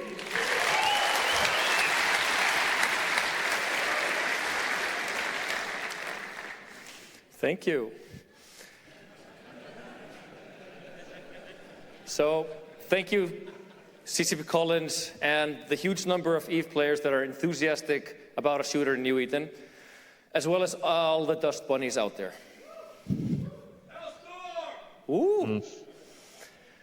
But I have to say, team-based insurgency game mode with planetary cannons firing at our combined MCCs, Mordu's Legion subcapitals flying above, and upwell haulers levitating, is the closest thing to Dust 514 that I have ever seen and felt.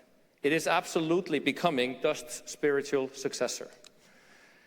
And not only that, we have things we only dreamt of in the Dust 514 era. NPCs, PvE, resource gathering, manufacturing, customizable weapons, and more and more. You could tell he wasn't a volcano Viking. Becoming what we wanted Dust 514 to be.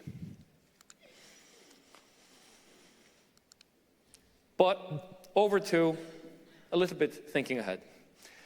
We've covered the expansion at a very high level, but we really want to also start introducing, in the spirit of honesty and trust, to the themes that we want to expand on after the expansion. These are large themes that need to be kind of broached with the CSM and honed with the teams once we launch Eve Legion, but that's all part of the process. But we do want one thing. We want capitals in space, and we want real counterplay. The first step was to make them cheaper with insurance and cost changes. The next step will be to make them even more survivable. But the ecosystem needs to be grounded in a healthy and vibrant sub-capital meta, and we will not return to the oppressive gameplay of the past. We will bring capitals into viable escalation paths, going from T1 battleships that now should be in a great spot, 200, 220, 40 million, which is great, and to T2 Marauders. And then from T1 Dreadnoughts to T2 Dreadnoughts, and then logically into Faxes, Carriers, and Supers. We will then keep a close eye on Titans, their application, cost, overall viability, as well as new counters.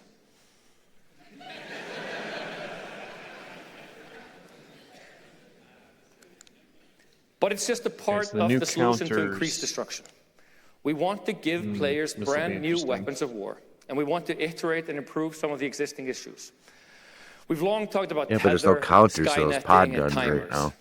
We're not going to do drastic changes, but focus on trimming and adding new tools.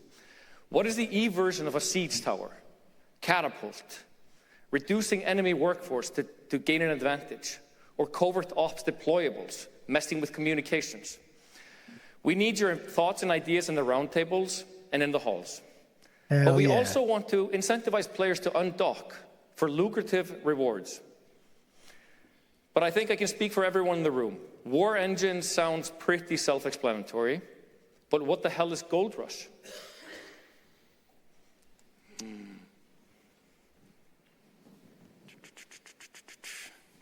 Our slide's not moving. Oh, maybe it's mine. Do you want my clicker?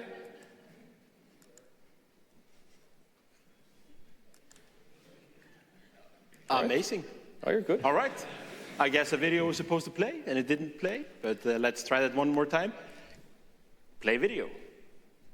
Who doesn't love? Okay. It's here. So with the incredible tools coming out in Eve Legion, we're getting to a place where we can start taking on the next chapter in reworking ownership and conflict in New Eden. Let's be honest. Every Titan that undocks, every doctrine in the fleet, and every structure that holds the front line, none of it would exist without someone digging in the dirt. Industry runs on resource gathering. War doesn't just belong to the soldiers.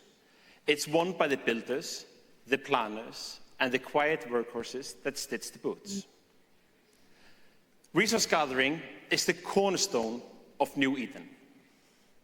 And if we want to solve war and the economy to truly evolve, this is where we begin. Because the future of power isn't who shoots first. It's about who owns the ground beneath their feet. Right now, asteroid belts appear in the same place, at the same time, with the same ore, every single day. There is little variation, there is little control. And there's a very little reason for players or groups to strategically think about when and how they mine.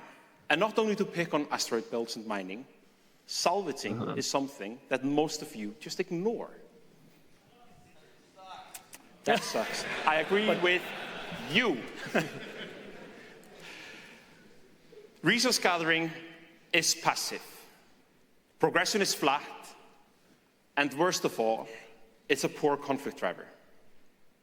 But in Eve, everything should be worth fighting over. So we're going to change that. Not just with a tweak, but with a new philosophy. It's all about pioneering. A battlefield after a massive fleet fight should be a gold mine. And a comet entering a system should trigger a gold rush. All right, that was a bit late, but super cool videos of concept. The only problem, though, is they need to upgrade the Noctis. Freelance goals, better map, and a soft hub, and a stronger ESI play a major part in unlocking this future. And as you can see, Eve Legion is jam-packed with these high-level features that you will find more about in the Eve Legion keynote tomorrow, panels and roundtables, or simply just by cornering an innocent dev in the hallways.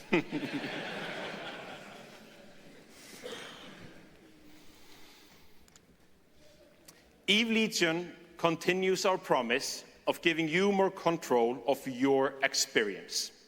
Eve Legion is not a stepping stone, but a major leap forward, strengthening organization and ownership of space. And we honestly can't wait to see what you do with all this new sand in your sandbox. But we will be there with you, all the way. The future is bright, and together we can achieve anything. So, are you ready for a trailer? Yeah. I said, are you ready for a trailer? Yeah. Oh, okay.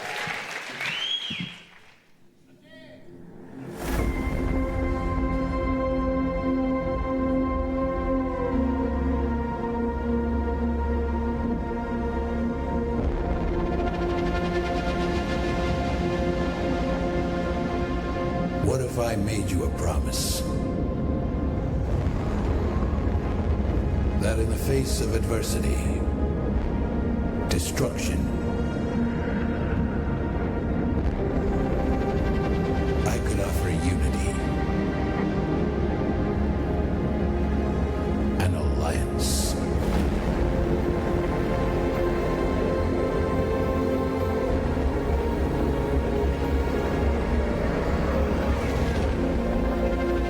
Where the purpose of one would be the power of many.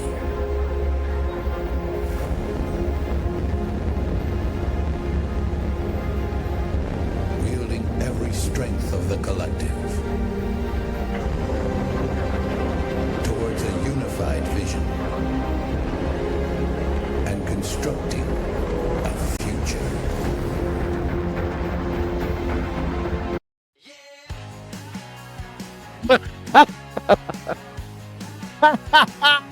Perfect timing. That's right. Everybody here? Yo. Okay, sorry. I There's don't like know, a you weird here? glitch out. No, it's a ad. Fish. Fish. The new creamy Chipotle McWrap. This changes. We'll just have to wait and see. It does look good. We'll just have to wait and see. Where your every action fuels our momentum. And that vision becomes reality.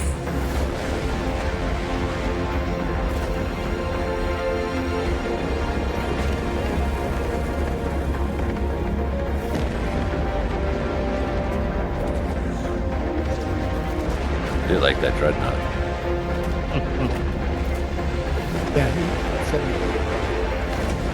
Out here, borders and loyalties are dissolved and reshaped. Ambition, arrogance, and aggression collide. But we stand undaunted. Our legion unbreakable.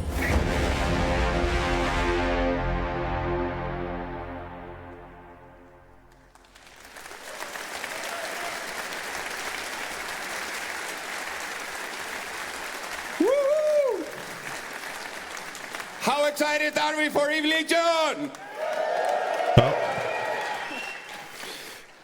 Sarathiel. Damn, that sounds cool. From Sydney to FanFest in Harpa in 8 years. Damn, these angels have been busy. It's a very big ship to build. But we are here for this.